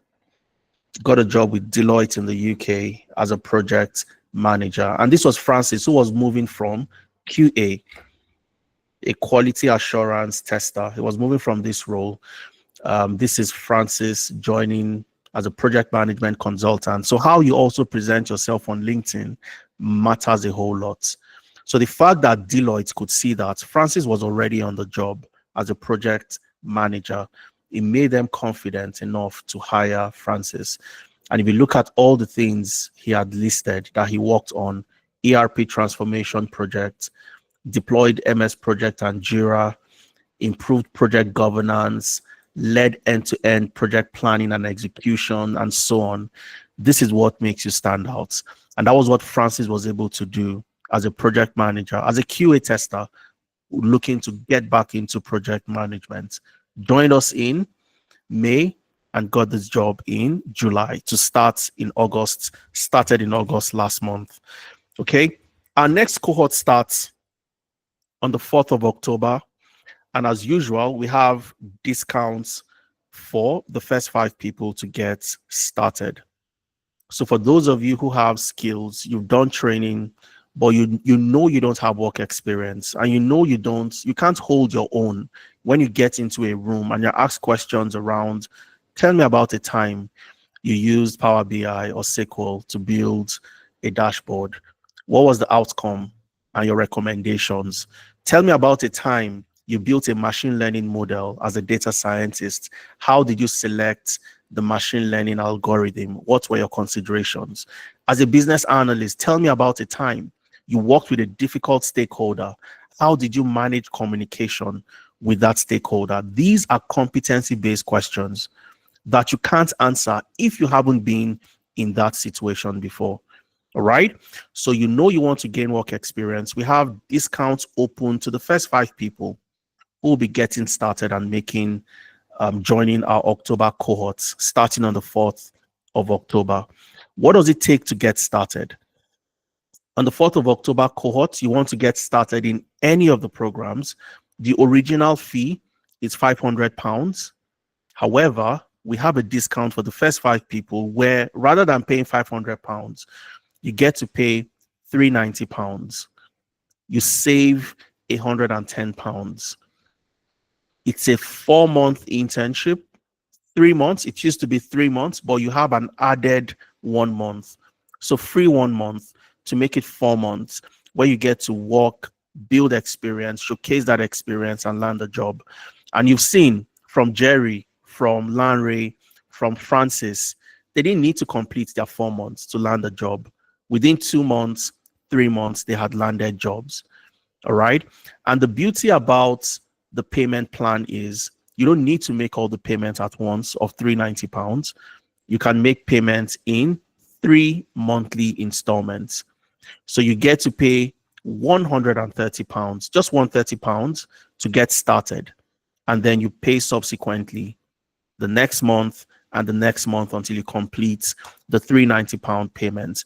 And this is an investment of £390 that gets you into the room, speak to interviewers because you have the experience, and you land that job. And that's the amazing investment you want to make. So for any of the programs in data analytics, in project management, data science, ethical hacking, SOC analyst, you get into the cohort starting on the 4th of October. And before the end of the year, you will be gaining the experience that you need to get started. And I'll show you how to go about making payments, and then we take questions. All right. So all you have to do, you click on this link, which my colleagues would also share in the chat. And all you have to, once you click on that link, it takes you to the enrollment center. Okay. And from the enrollment center, all you have to do is go to the program you're interested in.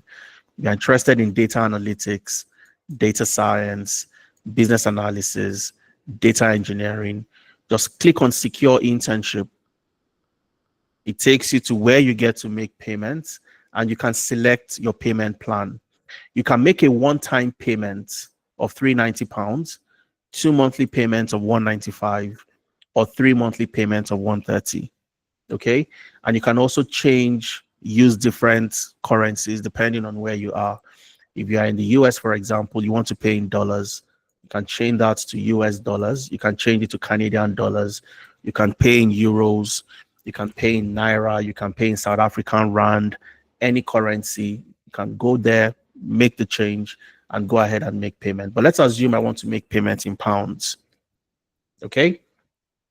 So I want to make payment in 3 installments. So I want to secure my discounts today. I want to be one of the first 5 people, secure my discounts so that I get into the program, make my £130 payment, and I make my next payment next month. So I click on 3 monthly payments, and I click on secure internship. And then you get to see the timeline. I make my first payment today, next payment in October, and the final payment in November. You click on proceed, enter your name, enter your email. Okay, enter your name, enter your email, enter your phone number, click on proceed, and you confirm your email because this is where you get your confirmation, your payment confirmation. Looks good. Click on pay with credit or debit card, enter your card details, and this is where you get to make payments. Once you click on confirm payments, what happens? You get automatically redirected to a registration form. Once you complete the registration form, that is what gets you into the program. All right. And for those of you who have commitments in October, you can actually secure the discounts, be one of the first 5 people to get the discounts, and you can defer to start in November, on the 8th of November. Okay. So it all depends on when you want to start, but you have the opportunity to secure your slot now. Join either in October or you join in November. All right. And that's how you get started to join any of the programs starting on the 4th of October. Okay. So I'm going to take a breather and I'm going to take questions. There are so many other testimonials on my slide, but I'm not going to bore you with this because you're going to get the slide. You can go through all the slides, see the amazing professionals who have achieved and have done what you're trying to achieve. Okay. But make sure if you haven't filled the attendance, there is no way you're going to get access to the material. So make sure you've done that. Okay.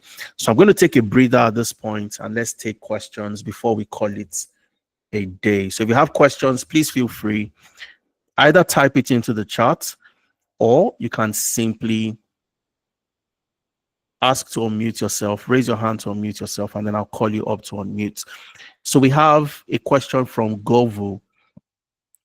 Does the data analysis also extend to big data within financial institutions where large volume of data are extracted and analyzed to identify anomalies? Absolutely.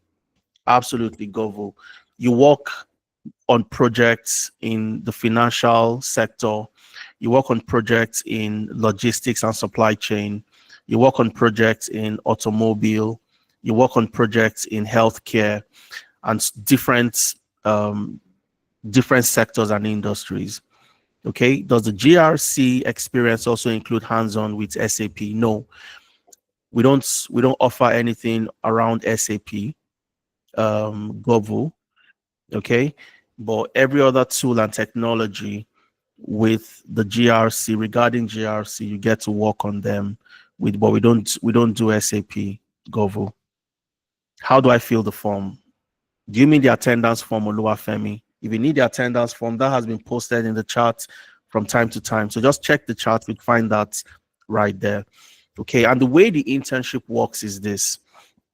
When you join and you register, on the 4th of October, you have an onboarding session. You are onboarded into the internship. You are introduced to your mentor, your coach, the person that would lead you all through your 4 months with us.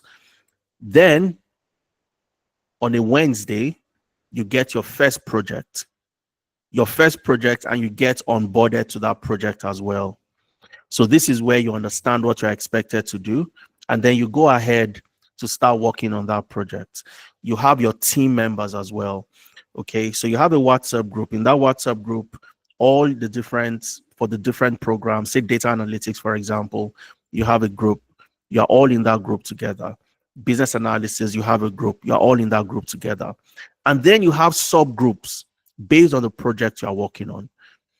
Okay, and then you work with different other professionals in that subgroup to solve problems together.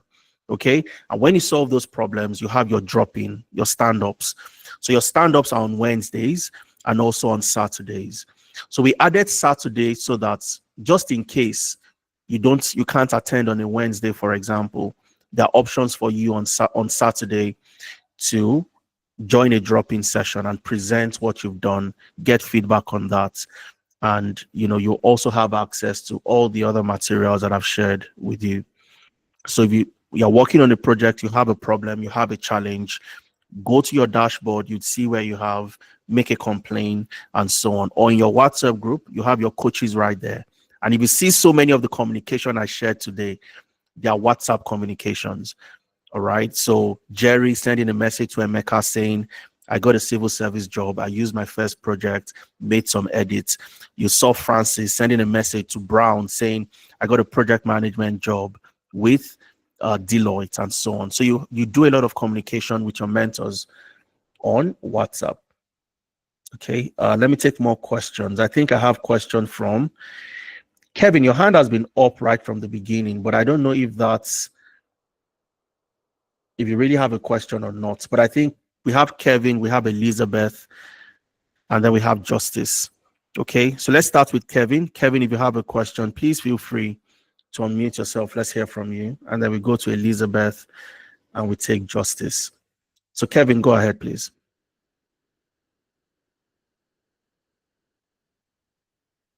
Okay, because I know Kevin's hand has been up right from the beginning of this session. So I believe you are trying to give a thumbs up or something and your hand up.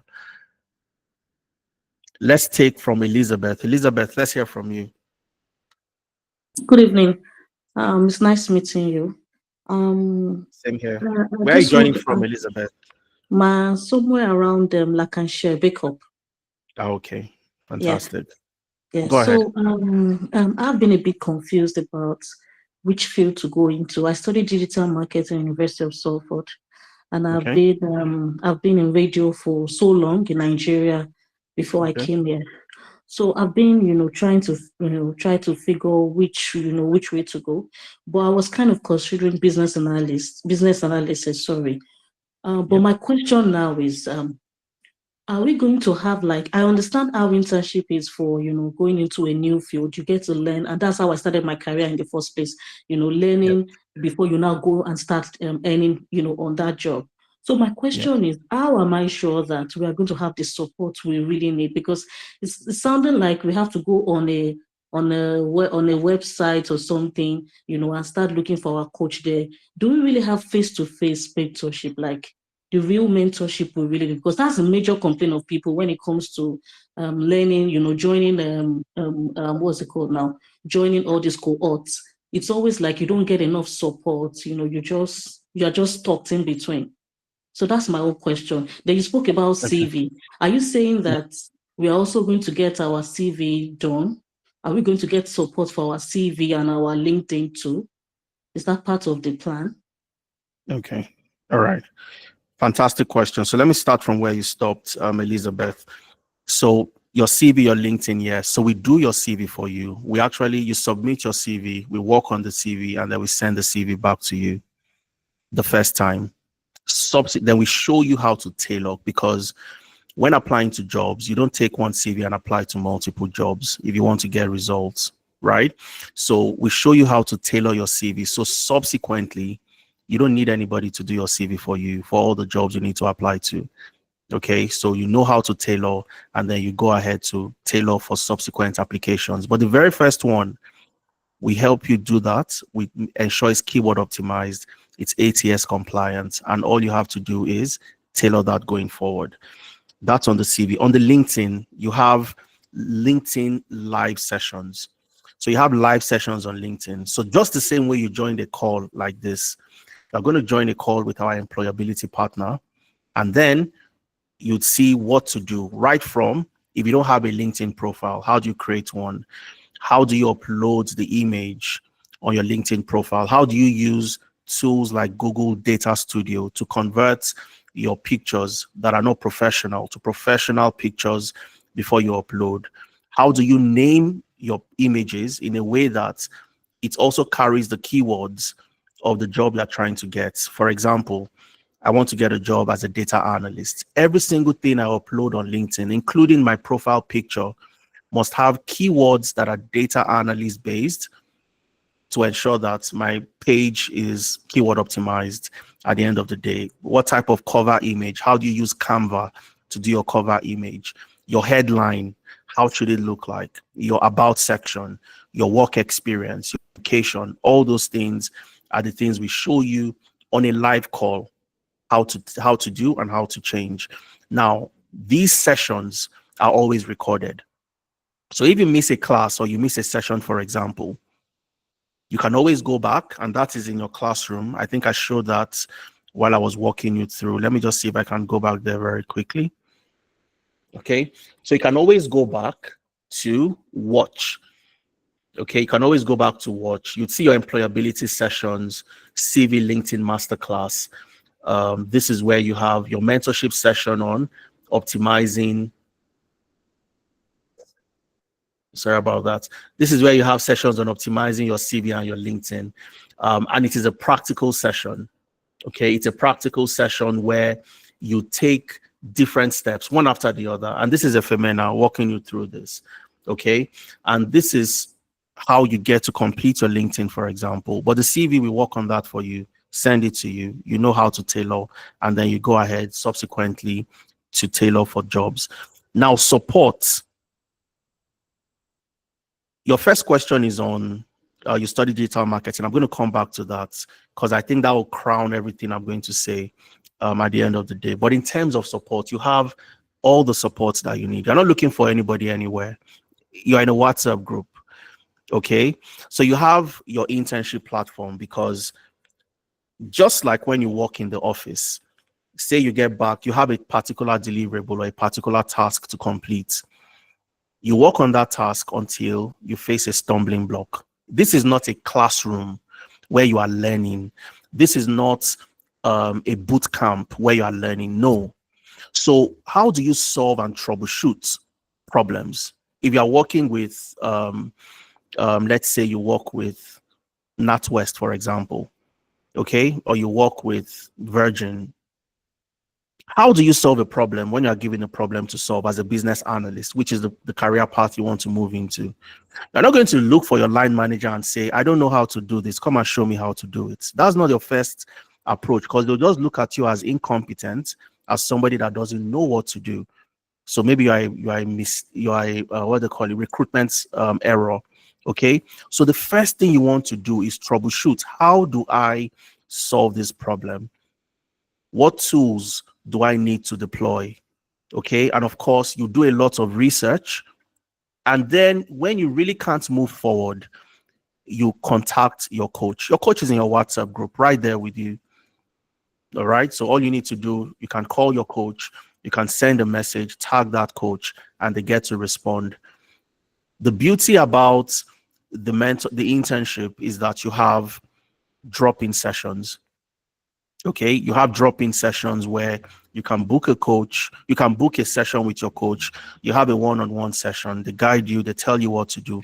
They don't categorically tell you that, Elizabeth, take this tool, connect this to that, and you get your answer. No, they treat you like a line manager would treat an employee, a direct report. Okay, so they ask you questions to try to get you to figure out the solution to the problem, because that's exactly what you do in the real world of work. And I'm just going to show you what that looks like. I think I showed that earlier. You have your drop-in sessions every single time. Okay, so when you're working on this project, for example, called vendor onboarding, so this is for project management, and this is where you work on a project to build an application. So you're going to work with a developer, software developer, you'd work with a business analyst, and you'd work with other project managers to solve this problem. Okay, so you build an app. This is what the app looks like. So it's an app for you to list vendors. It's a vendor listing app. Okay, so this is what the project documentation, the rationale for the project, and so on and so on. And then you have your drop-in sessions. These are sessions where you jump on a call with your coach. Okay, and this happens twice every week. So give or take, Elizabeth, you can't get a hold of your coach. Let's assume, which doesn't happen, never happens, but let's assume that even happens. You have twice a week where you have a drop-in session with your coach. Oh, this is what I've done so far. You make a presentation, they see what you've done, and you get feedback. Okay, so if I click on this, for example, this is Brown. Brown is a gentleman who, if you listen to Francis spoke about Brown's approach to coaching and mentoring and so on, and how Brown helped him to get that job with Deloitte. All right, so this is Brown doing the onboarding of this project. You're going to use tools like Power Apps, Confluence, Asana, and so on, and Jira, and so on and so forth.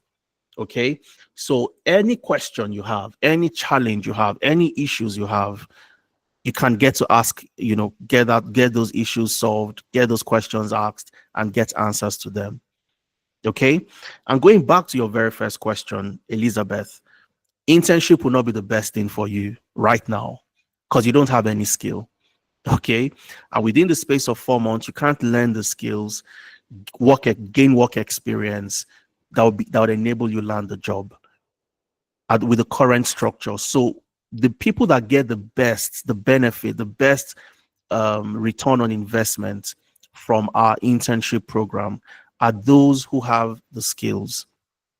Okay, so they've done 1 or 2 training here or there.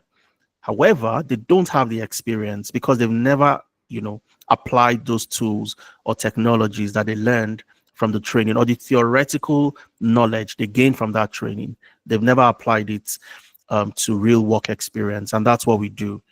Okay, so since you're in digital marketing, you want to get into business analysis, I would recommend to you to go for training.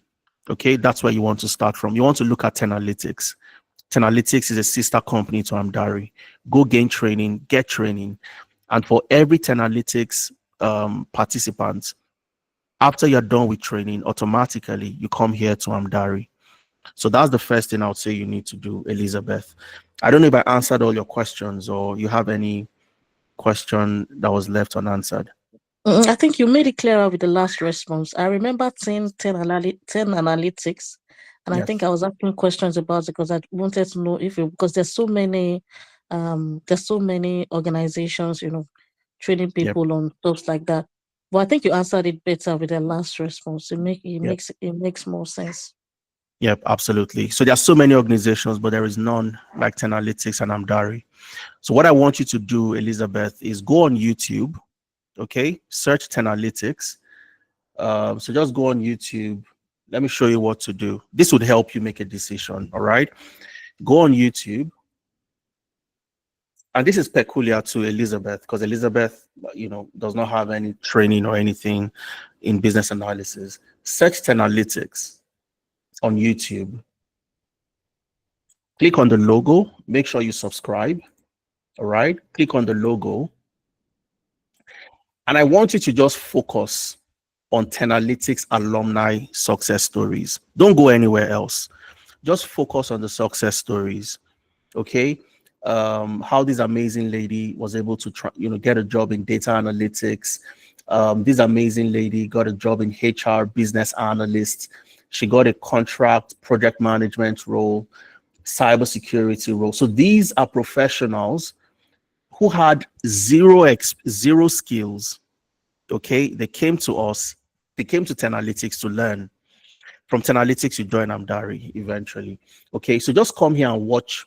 Don't watch anything else. Just watch alumni success stories.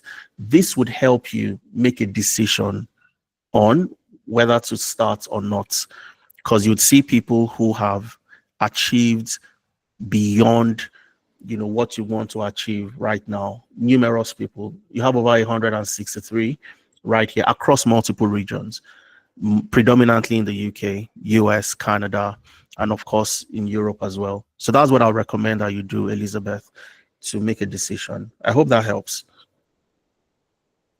Yes, thank you. You're welcome. Right, fantastic. Let's go to Kevin. I don't know if you're back because your hand is still up, but if I'll take Justice. I think Justice is next. So Justice, please go ahead. Let's hear from you. You have a question. Yes, okay, good evening. It's a little bit noisy here. I'm outside. My apologies. Okay, however, I am just someone who has just recently picked interest in tech. I want to get in. It's not my field for now, so I'm making entry into it. I'm interested in cybersecurity actually. Okay. While I'm preparing to get started, okay, like arranging funds and everything to begin an actual course, which, by the way, I'm still filtering who is going to give me my training. Although Amdari is scoring very high in my list already. However, right now, my primary question is, I have a sister, married, interested. She's a project manager, interested in relocating to the UK. Through her job. Okay, now I'm actually interested in asking on her behalf. I forgot to call her to join this, and I wish there's another one where I would link her. Is there a way you could provide assistance for her? Maybe through this what do you call it? What this stuff we are doing on October 4th. Is there a way we can use that to actually help her, get her tutored, and actually get her relocated to the UK, because she's really very interested in that? That's my question. So if there's a way, then I'll have to really definitely link her to Amdari to get help. Yeah, absolutely. Fantastic question, Justice. So I think the fact that she's already a project manager helps a whole lot. So it means she has the skills, and all she needs from us, or all she needs to do, is properly position herself with the right CV, the right LinkedIn, gain work experience, and that would help her, land that job very fast. I'm going to be very honest and very frank with you. It's a little bit more difficult today to move from Nigeria, or I'm not sure where she is, I did not ask, but I believe if she's in Nigeria, to move from Nigeria, getting visa sponsorship directly from Nigeria to the UK, it's a bit more difficult because you've had so many changes, immigration limitations, immigration restrictions, and it's not like 2023 or even 2024 before April last year when you had some restrictions also implemented. So it's a bit more difficult. But what we do is would show her the way to go. All right. These are the things she needs. She needs to first of all do the basic, the foundation, which is what I've shown you today. What must be true for her to even land a job with a company in the UK? You must have the skills, you must have the experience. You must have a CV that would convince employers. You must have the right LinkedIn profile that would attract recruiters to you. Okay. You must have a portfolio to showcase that you have that experience. And these are all the things. You must have mentors and people and coaches that will prepare you for those interviews that you'd participate in. But would she get a sponsorship from Nigeria straight to the UK when she gets that job? That's something I cannot tell you yes categorically, because it's a bit more stringent right now. It's easier for those in the country to get those visa sponsored jobs than for those outside the country to move from Nigeria or move from wherever they are into the UK. But does it happen? Does it still happen? Is it possible? Yes, it is. And we will show her. We'd send those jobs, like I showed you earlier, the visa sponsored jobs. We send them to her. She applies to those jobs. We do all the things from her CV to her LinkedIn and so on. All right. And she keeps on applying she follows all the steps, keeps on applying to the jobs, and she will get a job. Would it sponsor her to leave Nigeria to the UK?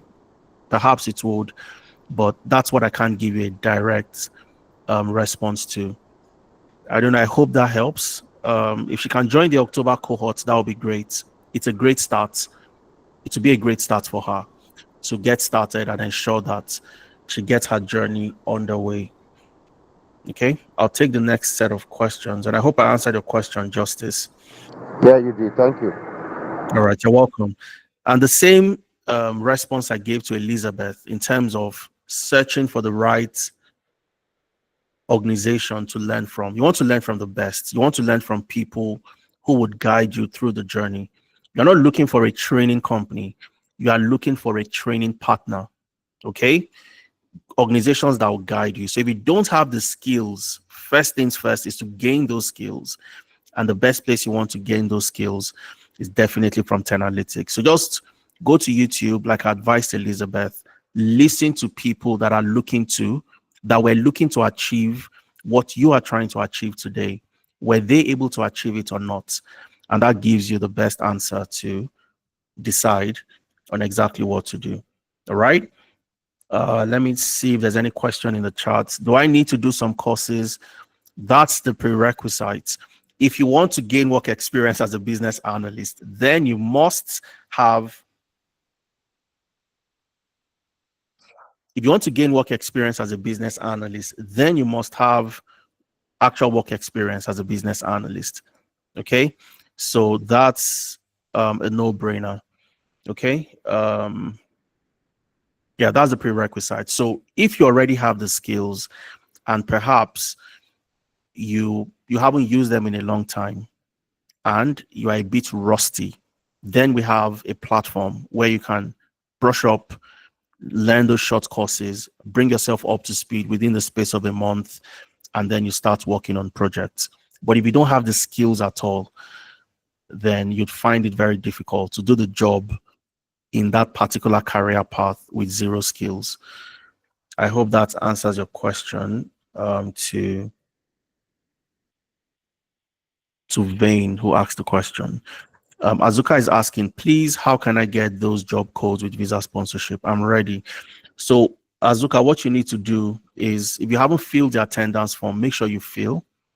And the slides, the recording, the materials that we've used today will be sent to you and everybody else that filled the form. Okay, so let me see, take maybe 2 more questions and then we call it a day. Akinwale, I'll take from Akinwale and then I'll take from Akpan and then we call it a day. Akinwale, please go ahead. Let's hear from you.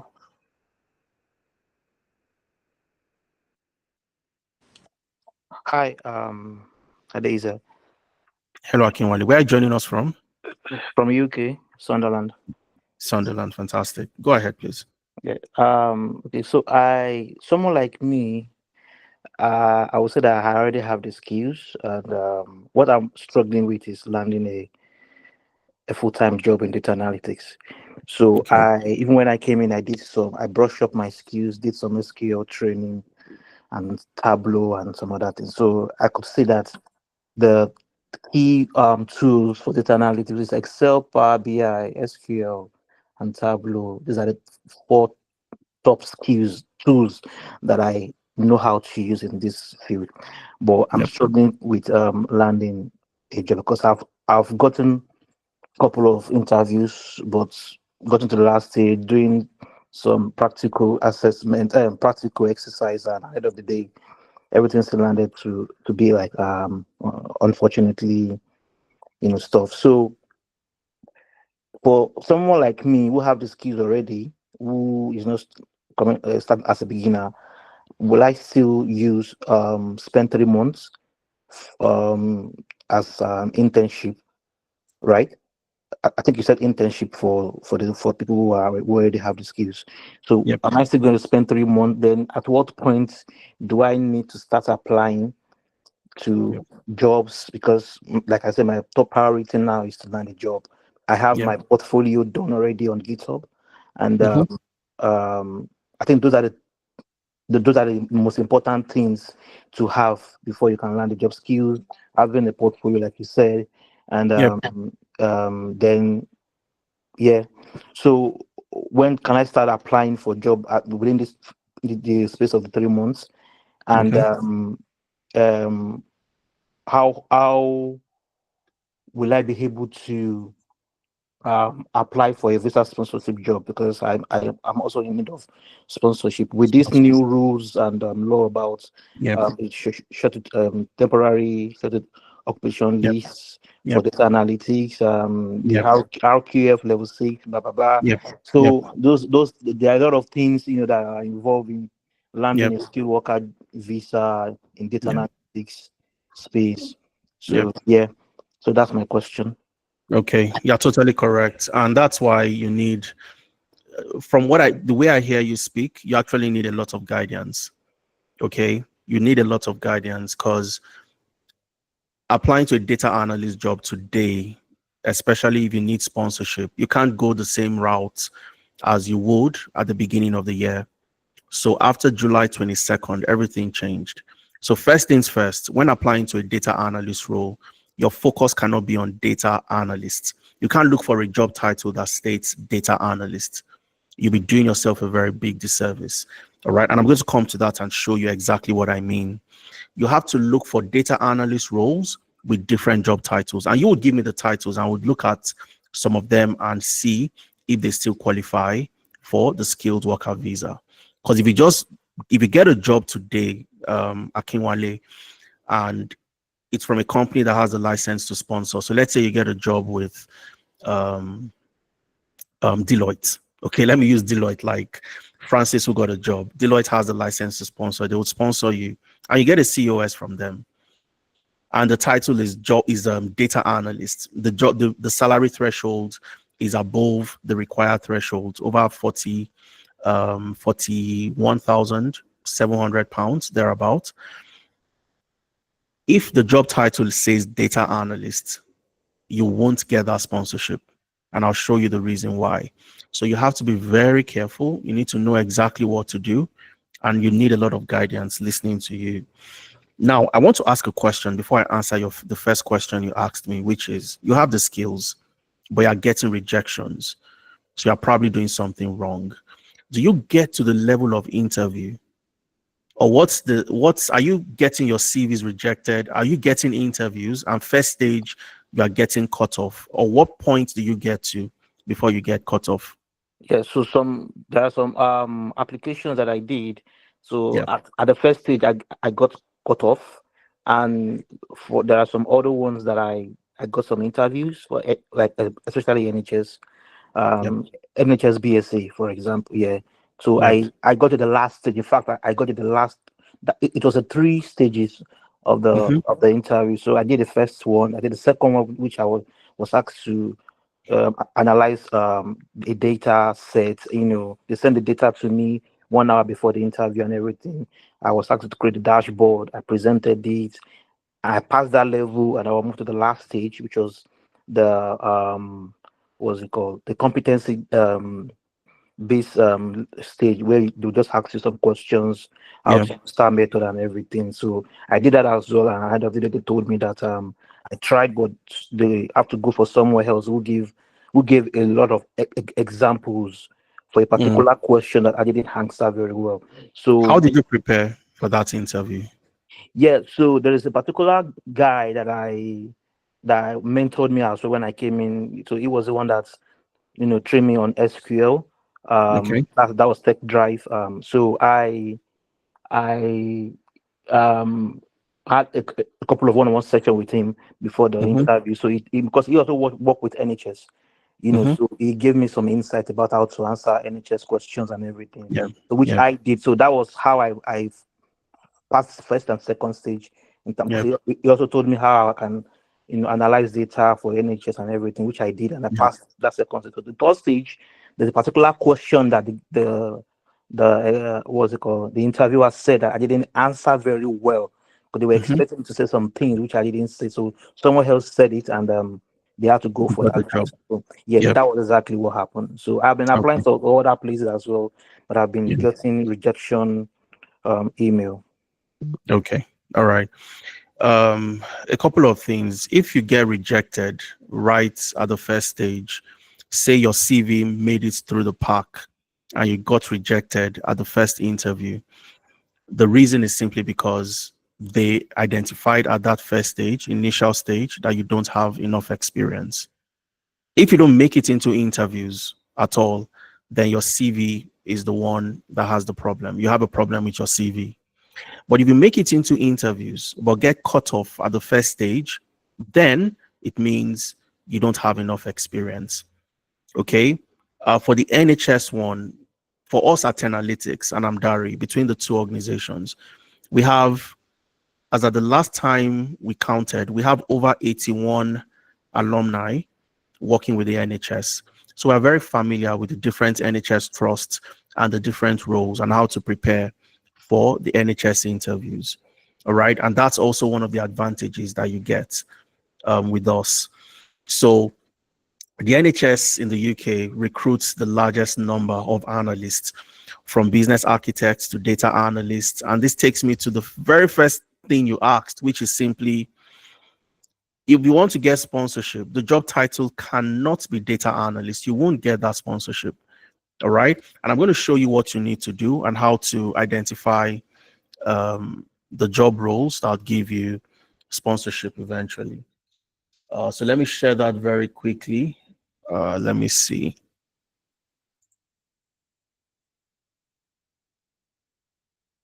Okay. So let's go back to the website of the eligible occupations for the skilled worker visa. I think that's it right there. Now, let's go to data analyst 3544. Okay. So I know the codes, at the top of my head, from the top of my head, rather, 3544. Okay. So if you go to 3544, Akinwale, if you're still with us, let me maximize this a bit so that, okay, I think you can see it clearly. You'd see 3544 data analyst, and it's on what? Medium skilled. And what this simply means, medium skilled means, yes, it is eligible for sponsorship, but with limitations. Remember, I mentioned the three different categories. You have higher skilled, no limitations; medium skilled, some limitations; and then you have ineligible. So which means if I get a job role and it states data analyst, I'm going to have some limitations with my with home office getting the sponsorship. Okay, so what you want to do is, and I want everybody to participate, everybody on the call. Now, if I studied medicine in university, I can be an OBGYN I can be a general practitioner. I can be a what's it called? A neurosurgeon and so on. As a data analyst, I want you to tell me other job roles you can get, even when you have the skills of a data analyst. Just type in the chat if you know any other job role you think you can get as a data analyst. The job title. But the skills are data analytics related skills, like Akinwale said, Power BI, SQL, Tableau, Looker, and so on and so forth. Just type into the chat if you know, and if you don't, I'll definitely help you out. But if you know, just type into the chat. Health data analyst, Akban, fantastic. Okay, let's get more feedback. Health data analyst. Let me see if we have anybody else. Just Akban contributed. Okay. Real-time analyst. Okay. I've not heard of that before, but I believe that might exist somewhere. But you have business intelligence analyst. You have information analyst, commercial analyst, BI developer, Power BI developer. There are so many roles like that. Okay. Now, these are the roles you want to focus on. You can't just focus on data analyst roles. And for you to check, you've seen 3544 data analyst, and it says medium skilled, which means it has limitations. It's on the temporary shortage list. But if I click on this tool, Cascot occupation tool, I click on that, it's going to take me to where I can check the job titles and get their respective codes. So as a data analyst, I can get a job as a business intelligence analyst. Why? Because a business intelligence analyst focuses on Power BI or Tableau, SQL, and data warehousing, pretty much. These are the technologies you need to know to get a job as a BI developer, right? And as a data analyst, I would learn those tools. I would learn how to use those tools and technologies. So if I come in here and I type business intelligence analyst.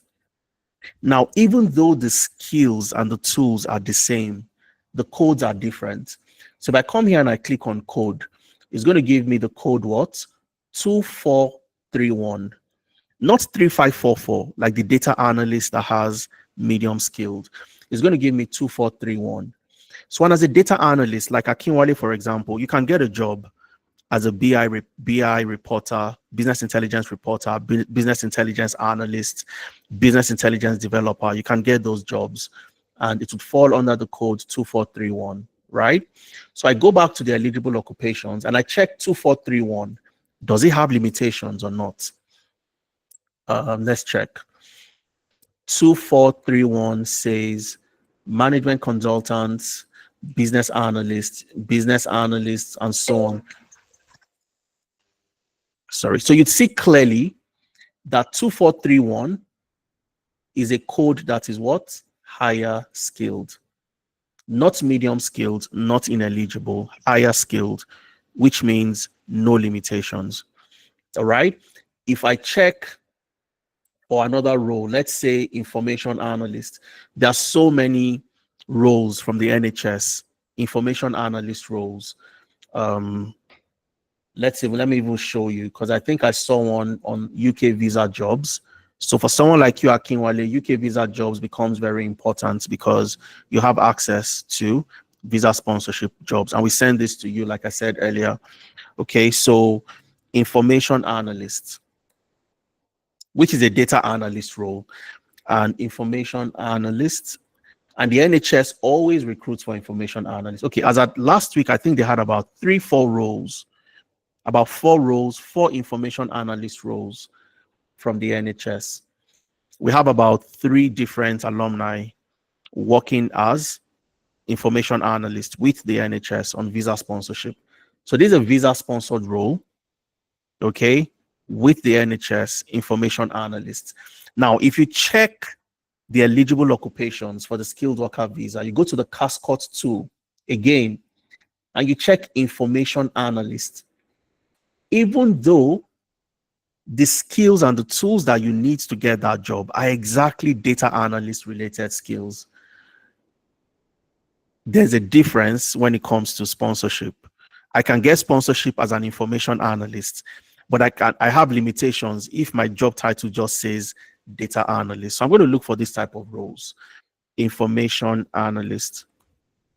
Okay, and if I click on code, you'd see the code what? 2434. Okay, 2434. And if I go back here and check 2434, let's check together very quickly. And this answers Akinwale's question. 2434, business and related research professionals. You'd see intelligence analyst and so on and so on. And this is what? Higher skilled.